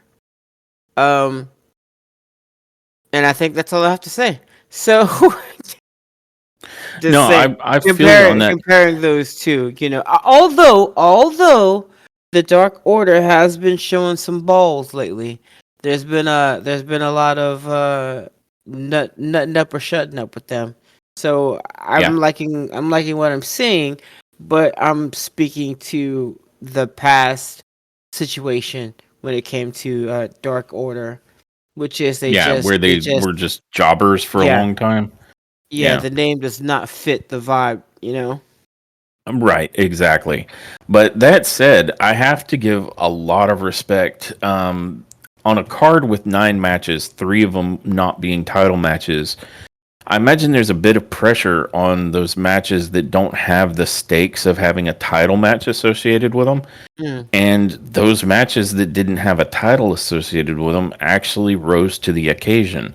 The 2 out of 3 falls between Hologram and Beast Mortos, and this match between Darby Allin and Brody King absolutely gave you what you come to AEW to see, and that is just some super good in ring work. yeah, And hologram, Mortos, Allen, King, that's what they delivered. They gave you a heck of a match, even though they're the matches that didn't have the stakes of a belt associated with them. They Yeah. definitely weren't the filler. They were absolutely great on this stacked card. Yeah. Agreed. But that brings us to our next big championship match of the night, the AEW World Tag Team Championship between the Young Bucks, or the Elite, the EVPs, if you will, versus Private Party.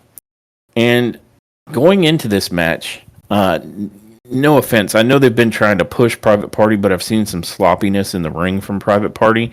So I was like, man, I sure hope Private Party can rise to the occasion, because we know the Bucks are like they're one of the best tag teams that has ever evered.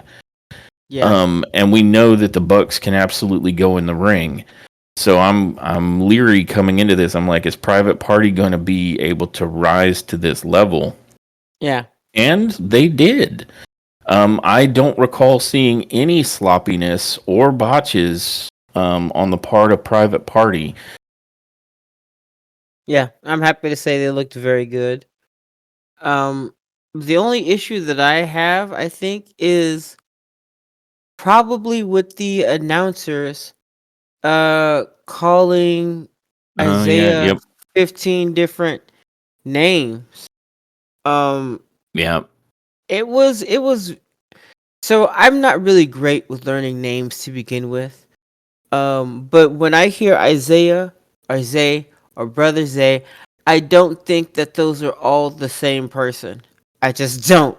So I couldn't keep up with who was who. yeah. And Or if I they spent call so him much by his time last trying to name instead. yeah, and I spent so much time trying to figure out when I first saw these guys, not for this particular match. But I spent so much time trying to figure out who was who that I missed a lot of the any of the other commentary. Listening to them call him Brother Zay for 5 minutes, and then Isaiah for another, and then another announcer is talking about him, and he just calls him Zay. I couldn't, I Yeah, couldn't. and then But one's like Cassidy, and it's like, who? yeah, yes, yeah. So that would be the only gripe that I would really have. Other than that, I'm not sure how I feel about the ending, uh, which I'm sure we'll get into. But Well, other than go ahead. while talking about the naming stuff is still relevant, I would like to point out that at one point they said something like Quinze, Mm-hmm. which is like both Yeah. of them. And it's like they Yeah. didn't say Oh, Quinn and yeah. Zay. They called somebody Quinze, and I'm like, excuse me, who? Yeah. And I'm like, yeah, because this isn't hard enough already. Thank you. Now let's get your collaboration. Your let's get your super glued version. Thank you. Appreciate it. Yeah. And so, for anyone who might be listening who is not aware of the members of Private Party, it's Zay and Quinn. And to the point you're trying to make, it would be nice if they would get some naming convention that they stick to. Because, I don't think we've seen enough of Private Party, or we've seen them as jobbers, so we didn't really pay attention. So now, while you're trying to get them over, clearly that's the direction they want to go with Private Party. It'd be good if you pick a name and stick with it. You know what I mean? Yeah. Yeah. So at the beginning of this match, both of the two parties come out to their intros, fairly normal.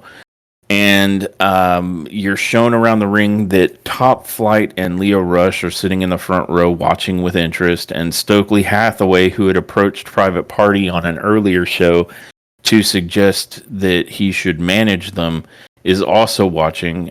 Private Party turned him down cold, basically citing that you didn't care who we were until we had a championship match. So you weren't here before that, and you're not going to coattail right after.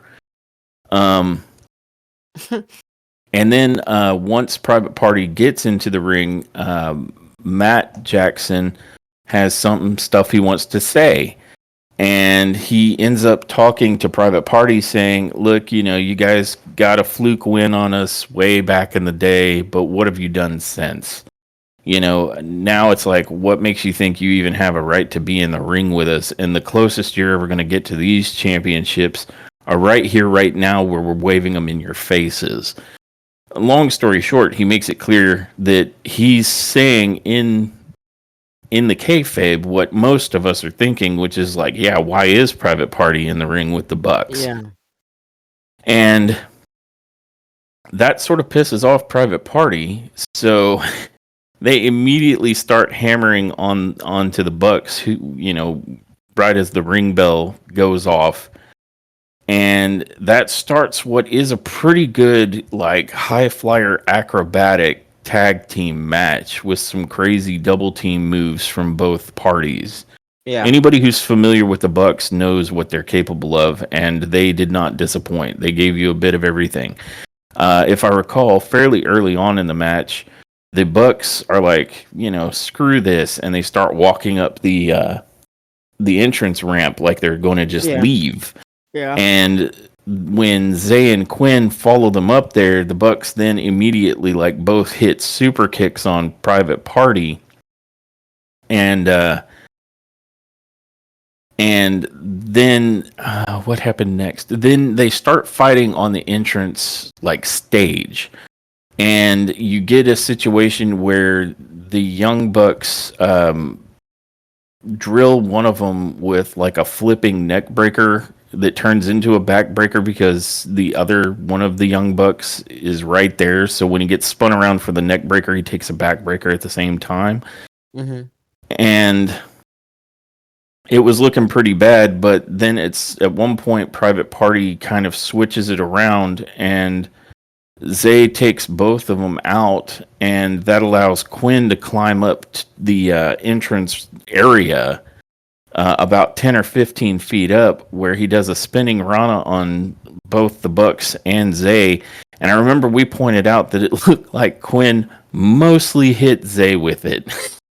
Yeah. Like it was like a flipping senton, and most of it went into Zay. But then everybody sort of makes their way back down to the ring after that.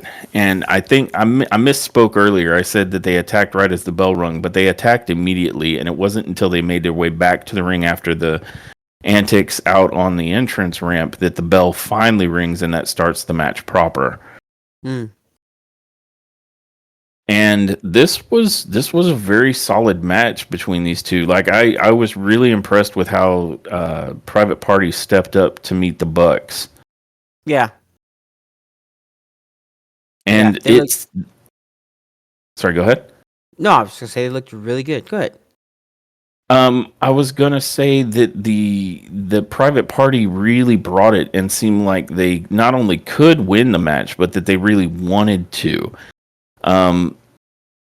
There was some crazy high spots, like there was a moonsault press, on Nicholas Jackson at one point. There was a springboard DDT on against Matt Jackson that got him a near fall. And there's a move that the Bucks have been using where they'll drape one of their opponents over the top rope, and then I think it's Nicholas then does like a double foot stomp, and that slingshots the draped opponent into the waiting arms of Matt Jackson, who then goes for a sit-out powerbomb. Yeah. But I'm trying to remember. I believe it got countered out of... Let's see. But it's a really cool looking move. And there was another point where Matt Jackson, I think it's Matt, was going for a springboard X Factor. and Zay countered out of that and then runs to the middle rope and bounces over the top of Matt and hits him instead with an X Factor, and that looked really good. Yeah. And there was a point where they had set up for the Bucks to do the TK driver, and it gets countered and goes for a quick roll up.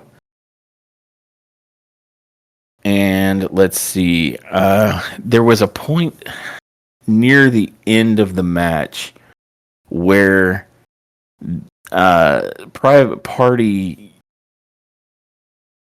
stopped a move that the Bucks like to use called more bang for your buck. Mhm. And then they turn it around and execute more bang for your buck on the Young Bucks. And they also flawlessly hit their gin and juice team finisher, but the Bucks kicked out. I mean, there was a lot of back and forth in this one. And points where they stole one another's moves. Near the end of the match, you get Quinn gets laid out pretty hard on the outside of the ring, which leaves Private Party in there with just Zay. And they go ahead and hit him with an EVP trigger, but only get a 2 count. And the move that laid out Quinn, I think, was an elevated super kick, where one of the Bucks had Quinn up on his shoulders, and the other one off the apron super kicks him, and he falls really hard on like the top of his like neck and head. Mhm. And then they go once again after Quinn and try and hit the EVP trigger, but it misses, and it leads to Matt Jackson getting rolled up for a very close 2 count. But then Matt counters an Irish whip that sets up the TK driver quite nicely, and they hit it, and that's how they win. They drill Zay with the TK driver while Quinn is still dead outside on the outside of the ring. And so in a very close match where Private Party did very well to meet the Bucks where they live, the Young Bucks still retain. And it was a great match. I know that there's some controversy, or at least I'm reading about some controversy online, that people believe that Private Party deserved to go over and win this match. And I don't agree. Yeah, I think if they're telling a story, and they seem to be telling a story right now, then it shouldn't have happened at WrestleDream. So I mean, I see it happening. I do. I see it happening in the near future, but WrestleDream was the wrong time. I agree, and not because it was at WrestleDream, but because of the timing, right? Yeah. Like you've just started trying to push for a more serious Private Party. You just had Moxley smash Zay's hand and call into question, like, what have you done in these 5 years that you've been here? You've been a jobber team. And then you got the Bucks literally calling that out at the beginning of the match again, too. And so for it to immediately, like so quickly, suddenly become like, oh, now Private Party can beat the Bucks, like it's nothing. That would have looked artificial. That would have looked too quick, and it wouldn't have looked good or right. I much prefer that it become a journey that Private Party needs to go on instead of an immediate like, oh, suddenly we're not jobbers anymore just because reasons. Yeah. Like I want to see an arc of growth in Private Party, and that's what I think we're giving or what we're getting. And so I think the people that are clamoring, or outraged that Private Party did not win that match are being a little bit myopic about it. They're being a little short-sighted in that Private Party is still going on that journey. Like this isn't the last time I believe we've seen Private Party versus the Young Bucks. Yeah. And I know we refer to this a lot in this WrestleDream coverage, but the events of Dynamite lead into that as well. And that can kind of confirm that Private Party's journey isn't over at WrestleDream. It's actually kind of just beginning. Right. Yep. But an excellent match. and a great showing from Private Party, because if you're going to get Private Party over, then their part to play is to make me believe it in the ring, and they did that. Yeah. And I'm glad, because there was some sloppiness leading up to that made me think that they might not rise to the occasion, but they absolutely dispelled that with this match against the Bucks at Yeah. WrestleDream. So I am watching with interest, which is what you want. I'm watching with interest at what happens to Private Party next. Yeah. And I would like to just say, because you kind of mentioned it earlier when we were talking about House of Black, and you also brought up the Dark Order. And it looks to me, and I've given props to AEW for this in the past, that there doesn't seem to be anyone on the roster that they want to just be the jobber all the time. And it definitely seems like that's the new evolution that has come out of the mouths of John Moxley for sure. And we've even heard echoed a little bit from Darby Allin, and that AEW, is trying to not have anybody on the roster that's just collecting a paycheck. They want everybody to be their absolute best in that ring. And to that extent, AEW has been doing a really good job of not letting anyone on their roster be the loser.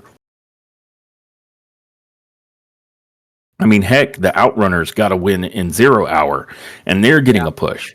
And Dark Order is getting a push. And now Private Party is getting a push. And so it really is looking like anyone who's on their main roster is being pushed to be, believably, the guys who could win it that night. And that keeps you having compelling matches. They seem to be following through with that, and I'm here for it, because it is absolutely much better. Like, if you're going to have a squash match, and I do see a purpose and a point to a squash match from time to time, just when you want a wrestler to come out and showcase and look dominant. But that's what local talent is for. That's what, grabbing somebody out of, the power plant, or, your developmental talent group is for. Not your main roster. Squashing anyone on your main roster, like, permanently, doesn't do anything to elevate your main roster. So I definitely approve of AEW seeming to go for on any given night, any given challenger could be the guy. That makes every match compelling and less predictable. And that is valuable, I think. And it's definitely something that I, as a fan, come to see. Like, I don't want to immediately look at Private Party versus the Young Bucks and go, oh, well, this is a foregone conclusion, isn't it? And though the Bucks won tonight, the pitch is that Private Party is stepping up, and I'm here for it. So that's my take on the criticism online of the fact that the Bucks retained here. I think they're telling a longer story that they weren't ready to finish with that yet. And that's good for Private Party. It allows them to continue to have this journey where they're coming up. Because it would have felt very artificial if they'd been jobbers for the last, 3 years and suddenly they're beating the Bucks. Come on, man. Yeah. So I would definitely give this another 4, pushing maybe nearly towards, well, I don't know, maybe a 5, but it's up there. This is another very solid match for the night. Yeah, agreed. Yeah, I'd probably give it 4 stars. It was a great match. Yep. And from that match, we are led into one more of the title matches of the evening.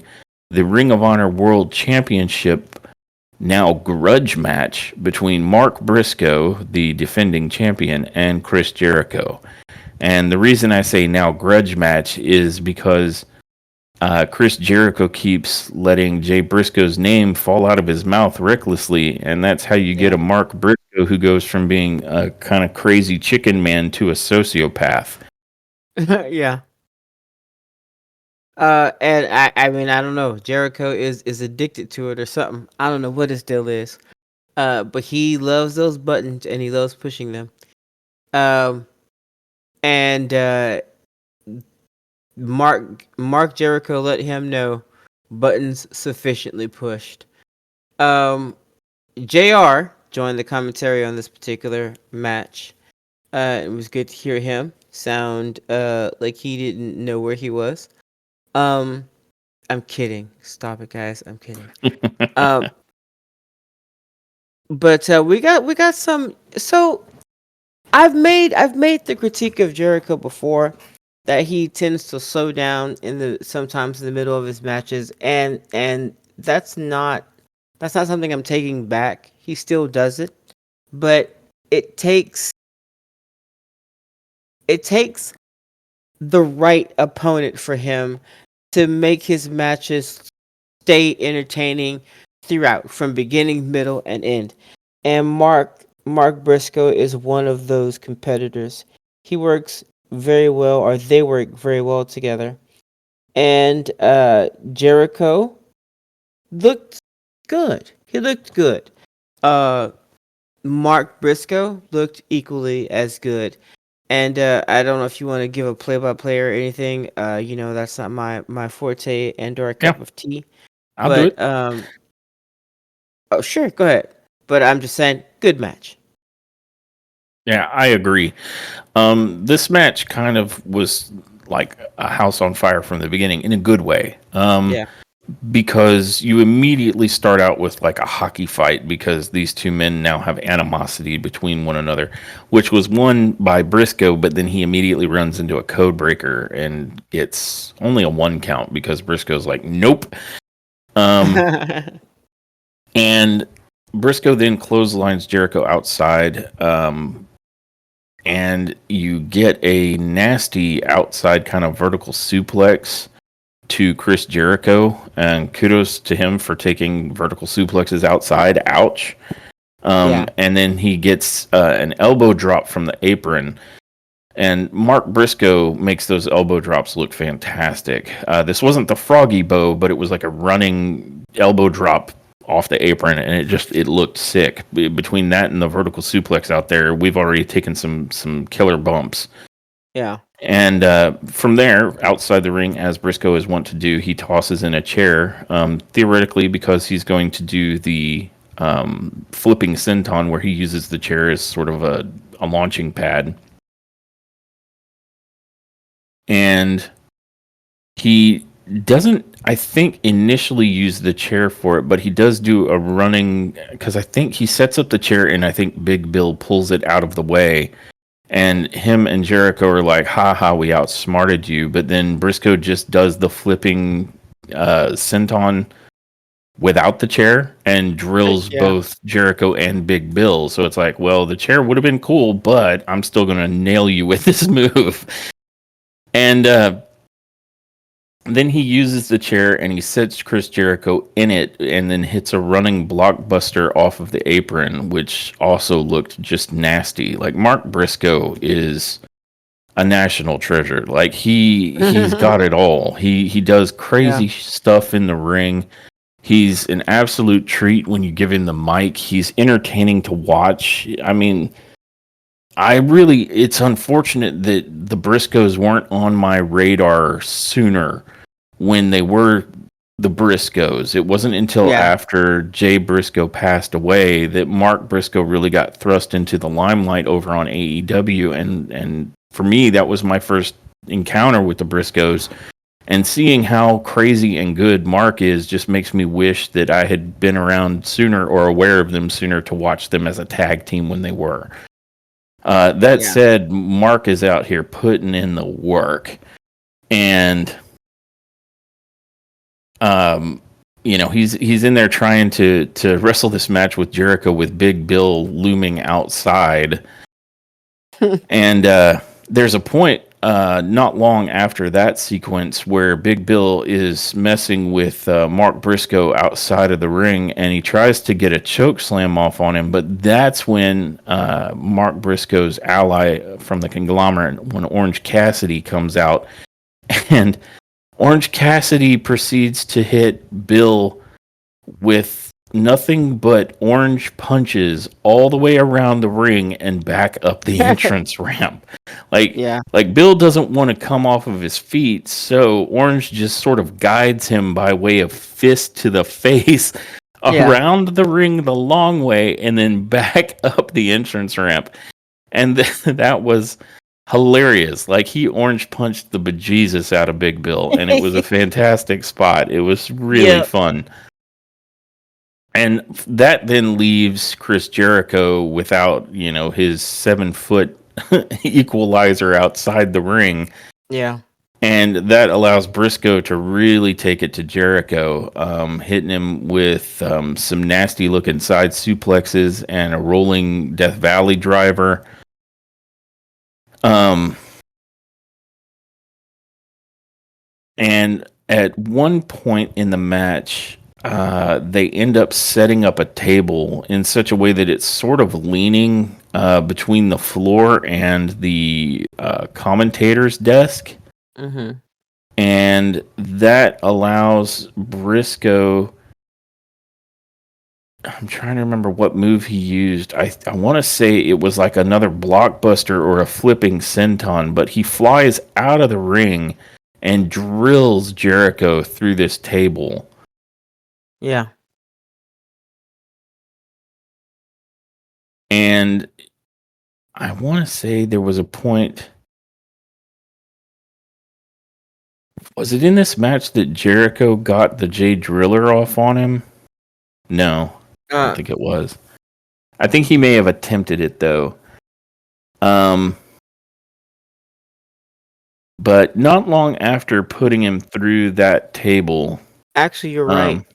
Jericho does do he does a J Driller on him. he does. Okay. Mhm. And let's see.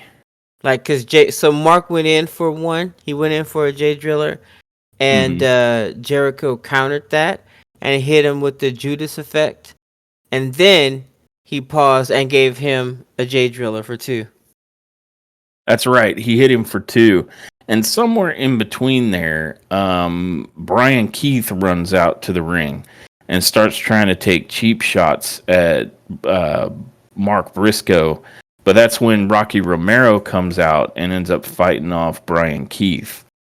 Yeah. And let's see. So yeah, I think what you just described is near the end of the match. You're right. He hits with the Judas effect, hits a J Driller, but Mark is too fired up to, get a 3 count. And then he goes off on Jericho with like some very potent redneck kung fu.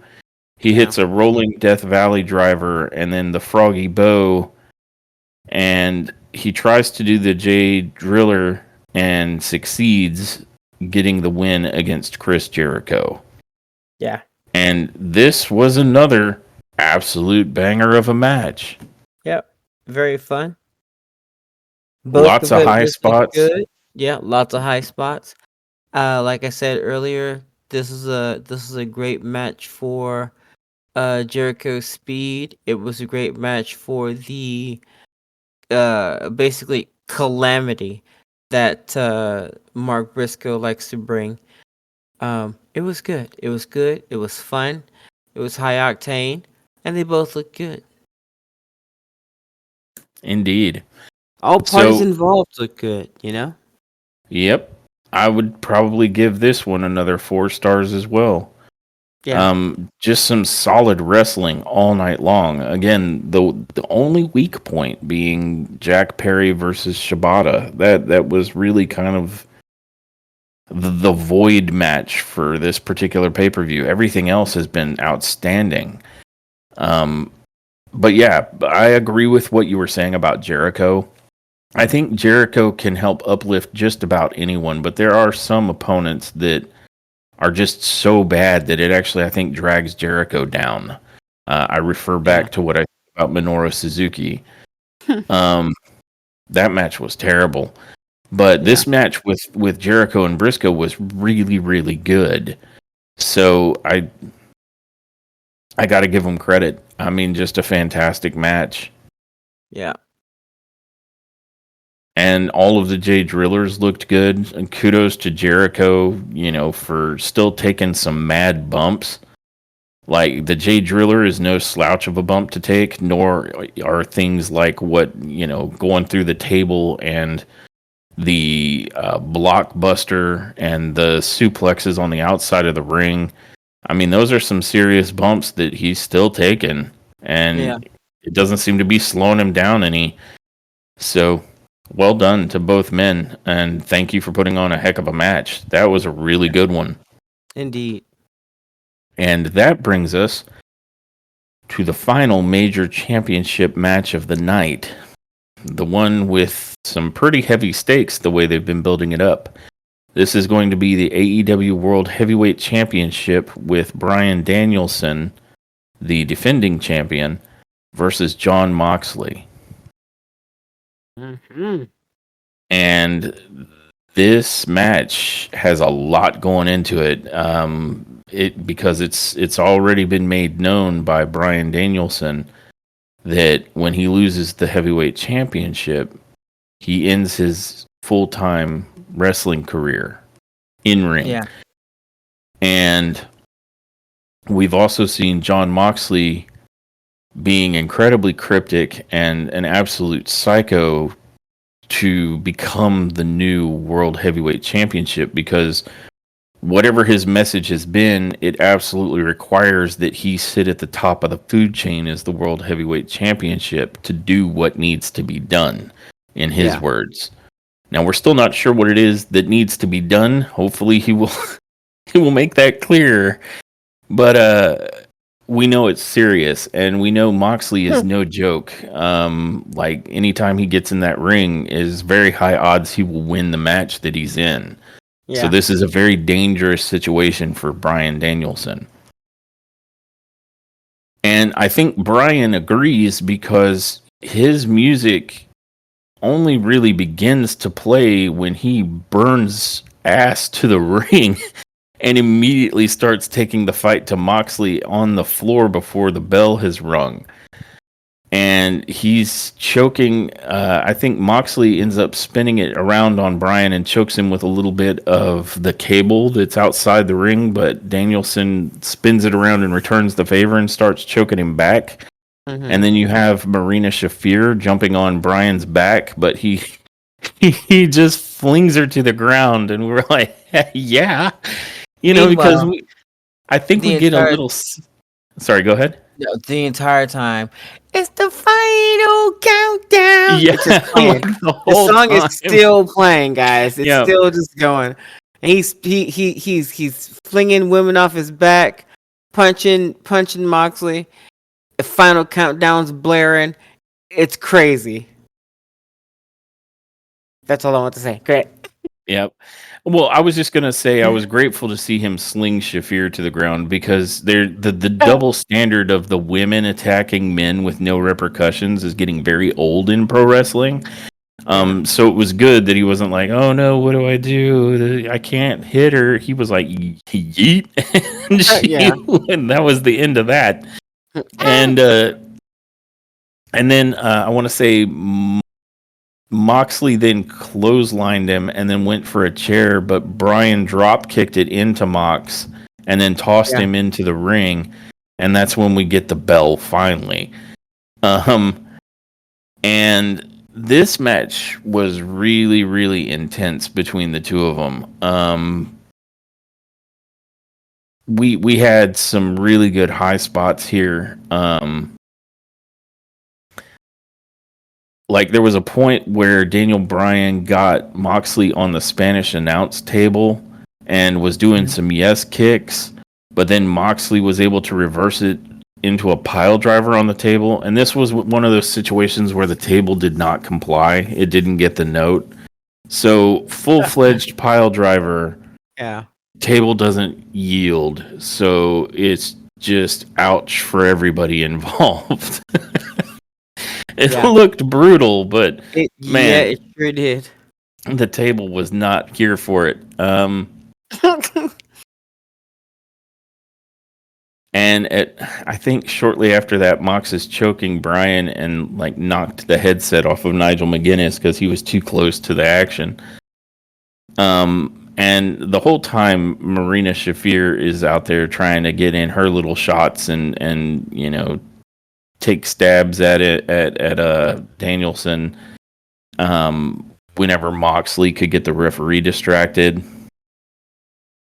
and I want to say Moxley stomps on Brian's face and beats on him some more. Hits him with a neck breaker.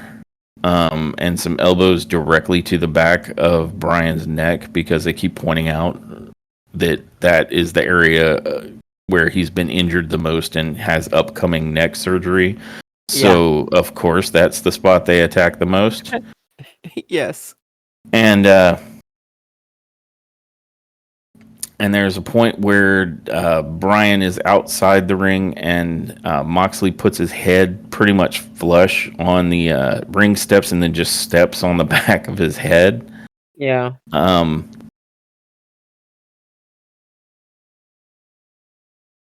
And there's a point where I think the padding is lifted up on the floor. Yeah. But wasn't it Marina Shafir that did that? Didn't she go out of her way to tear up all of the padding that's between the ring and the entrance ramp? Yes. I think she even said "just for you," or something like that to Mox. Correct. And everything. So then Mox gets out there and attempts to go for a pile driver, the Gotch style one where you lock the hands. And Brian ends up reversing it into a backdrop, so Moxley just eats all of the uncovered floor. Oof, yeah. Yeah. And after they recover from that, I want to say Moxley and Brian are back in the ring, and Mox gets Brian kind of up onto the top and rips off all of the kinesio tape that's on Brian's neck and shoulders, and then of course bites him. There's a whole lot of bites and spitties that happen in AEW these days. You better have good oral hygiene health if you're going to work there. Seriously, but then of course, Brian manages to slip away and returns the favor by biting Mox in the head. Bite-a-thon. And this ends up resulting in Moxley hanging in the Tree of Woe from the top turnbuckle. And Danielson delivers some more of kind of the yes kicks and then a running low drop kick to Moxley's face. And then I think he may have kind of lifted Moxley back up and then goes for a release German suplex off the top rope.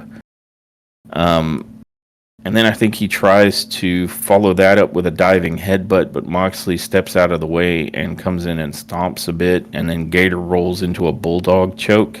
Yeah.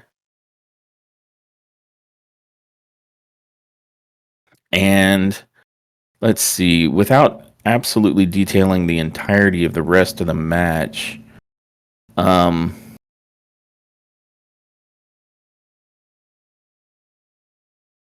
let's see. I want to say you end up later in the match, after some really good back and forth between these two men, you end up with Moxley hitting a Death Rider that only gets a 1 count because Brian's like, "Murr." And then Brian, as you mentioned before, spits in Moxley's face and slaps him. Yeah. So that's when Mox drills him with the Gotch style pile driver, and then that goes into a bulldog choke. And Brian is fighting to get to the ropes, but after such a ferocious match, he can't get there and passes out to the submission hold, giving Jon Moxley the win and the title. And of course, this is an incredibly emotional moment for everybody because they know what Bryan Danielson's loss here means. And shortly, it's not long after Moxley wins the match that the rest of his Moxley crew return, and you've got Shafir and Claudio and Pac And Mox immediately hands the belt off to Claudio, who puts it in a gym bag. And I'm not sure what that's about unless he's going to debut some other AEW championship title, because it kind of reminds me of what Jack Perry did with the title he's carrying. Remember how he took the normal title, buried it, and then came back with like some blackened version of it? I do. So it makes me wonder if that's Moxley's goal, is that he's going to come back with like the Moxley crew belt or something, you know? Yeah. But then Moxley immediately, for whatever reason, at this point, like I'm not sure why this is necessary other than drama, because he won the match, right? And repeatedly throughout the match, he kept telling Danielson, I don't want to have to do this. So I'm not sure why at this point he has to do this, but he goes for a plastic bag treatment again. But Wheeler Yuta and Darby Allin both run out, and Darby, more than Wheeler, chases him out. But then, as Darby's in the middle of the ring, he turns around and Yuta immediately attacks Darby Allin, and this is the big betrayal. Yuta has clearly decided that he stands with Jon Moxley's group. And so Mox re-enters the ring and hands the plastic bag to Yuta, who then proceeds to put it over Danielson's head and start suffocating him. And meanwhile, the other members, I know Marina Shafir was involved, but I can't remember if it was Claudio or Pac that were helping. They tie Darby Allin's hands with tape to the bottom turnbuckle, so he's sort of stuck sitting there watching as Yuta proceeds to choke the life out of Danielson or suffocate him. And then you have other members that run out to help. Private Party and Jeff Jarrett run out to prevent murder, so to speak. And Claudio then takes a chair and wraps it around Brian's neck, kind of putting it between the seat and the back, and proceeds to stomp on it. And that's when, like, Orange Cassidy and several other members of the roster run out, and they finally manage to overwhelm the ring enough to send Moxley and his crew packing.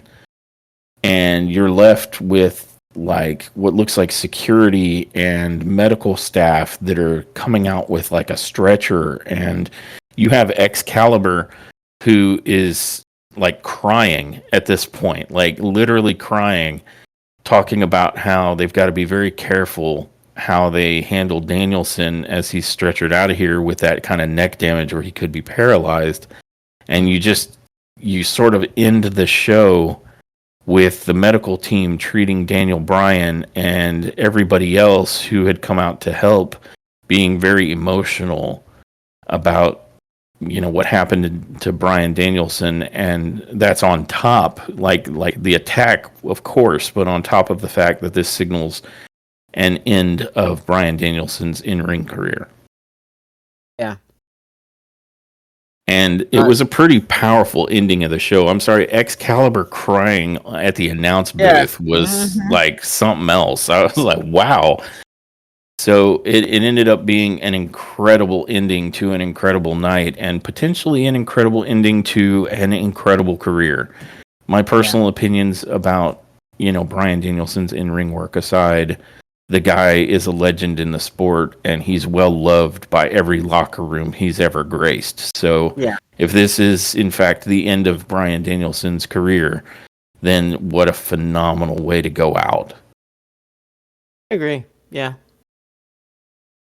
And this, and I know I said earlier that I had certain types of wrestling that I'm not a fan of, and Danielson would fit in that category. But this, for me, honestly, there was more to this match than that, which made it entertaining.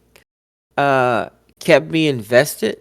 Kept me rooting for Danielson. And I think I said this when you and I were watching this. That I thought it was crazy that this was a match that even I think Nigel McGuinness was rooting for He Danielson. was. Yep. Nigel McGuinness put aside his vitriol for the clam digger to Yeah, actually root for Bryan Danielson in this match. And that's what I'm saying. Like, there was already the built-in emotionality for the fact that realistically we're looking at the end of an era with Bryan Danielson's career coming to a close. yeah, But more so than even when they tried to do it with Swerve. You remember how they tried to make it like Swerve's got your career on the line? This felt more like that. Like, this definitely felt like Bryan was coming into this match literally fighting for his life and his livelihood. And that carried through. Like they delivered on that in both ways. Like, the match, the close of the show is Bryan Danielson potentially being, in the kayfabe, potentially being paralyzed, and having his neck broken, and that Mox tried to kill him.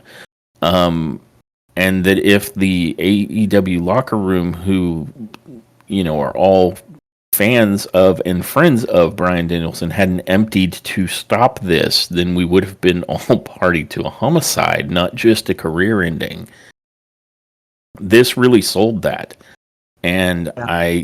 what a powerful way to end a already fantastic show. I agree. Yeah, Um, yeah, yeah, but yeah, having Nigel McGuinness put aside his vitriol for Bryan Danielson and having Excalibur burst into tears as he's delivering the commentary was like next level. yeah, And I think not entirely insincere, because I mean these individuals all work with Bryan Danielson, so there is a legitimate element of an end of an era here that's, you know also part of the, kayfabe storyline. So I don't think they had to reach too far, some of these men, to get to that state where this is the emotion they're actually feeling, because they yeah, are saying goodbye to Bryan Danielson, just not in the way that the kayfabe presentation may, not entirely the way it's being presented, because I don't think he's yeah, legitimately injured or that he was actually at fear of being murdered, but that's the presented story. But he is probably bringing his career to a close, and I imagine that does have an emotional impact on all of the people that worked with him. yeah.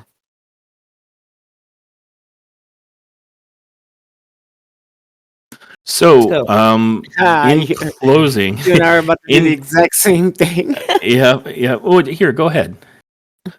Well, in closing, what would you give uh AEW's WrestleDream? Top tier. And to elaborate on that further, I would qualify top tier as something I would rate on a numeric scale, like anywhere between an 8 to a 10. Right? That's top Yeah. tier. That's Hmm. a good show. This show would be a 10 out of a 10 if not for the presence of Jack Perry and Shibata's just absolute awful match.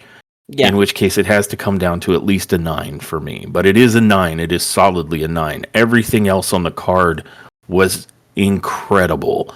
And I couldn't recommend in more strong terms that anyone who is a wrestling fan at all should absolutely watch WrestleDream. You're going to get your money's worth. It's super good. Save for that one dark spot that is the Jack Perry Yeah. Shibata match. That one was just not. It had no place on this card. It has no place on any card anywhere. Yeah. But I agree. otherwise, everything was absolutely outstanding. And you get 6 matches that all are for a belt, and 7 if you count what happened in 0 Hour. And all told, a fair number of championship changes. Like the AEW World Champion, you ended up with a new champion. Yeah. And the AEW International Championship, you ended up with a new champion. And if we do include 0 Hour, then you've got a new Ring of Honor television champion in Big Brian Cage. Yep. So a lot of championship matches and a fair number of championship changes, and just excellent wrestling throughout most of it. Top tier all the way, easily. Yeah. How about you? Yeah. Yeah. Top tier. And I agree. I agree that top tier would be something along the lines of an 8 to a 10. And I would have given this PLE, I would have given it uh, a 10 had it not been for, yeah, you know, the Man, match between Jack Perry and Shabbat. It just was not good. Um, had that match not been in there, it would have definitely been a 10. But 9 ain't no slouch either. This no, was definitely a top tier event. Going through this today, looking at or going over all the matches, it didn't feel like it was as long as it seemed here. 9 matches didn't feel like it, man. It did not feel like no. it. And that's a Uh, good sign. Like when you can have that many matches and like 3-4 hours just melts away, that means they are captivating you. And that is exactly what they did. Again, with one notable exception. And I wish I didn't yeah. have to keep making that qualifier because it seems to be like that's at least twice now that we had a pay-per-view with AEW. They actually are still doing pay-per-views, WWE with the paid live events.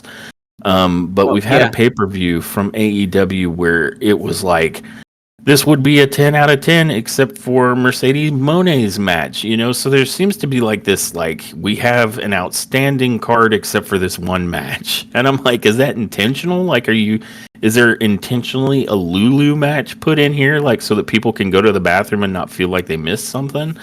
I don't know, but I it don't is a know. pattern I've noticed that there will be one match. There might like this one.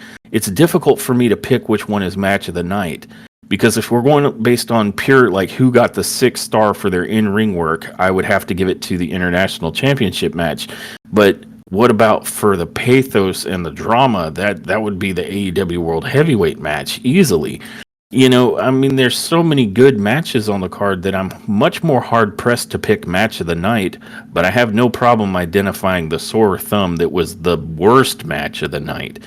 And so if they can maybe not do that unless it's specifically like if you want to take an intermission, then for freak's sake, take one, but putting a bomb match in with an otherwise phenomenal pay-per-view, I don't see a point to that. So I'm going to assume that that's not on purpose. It's just worked out that way. Yeah. Yeah. I tend to agree. I hope that it's not on purpose because I'd be annoyed with that. Um, but yeah, all in all, top tier. Fully agree. AEW's WrestleDream for 2024 was absolutely phenomenal. And I thank everyone who has listened and joined us for this episode.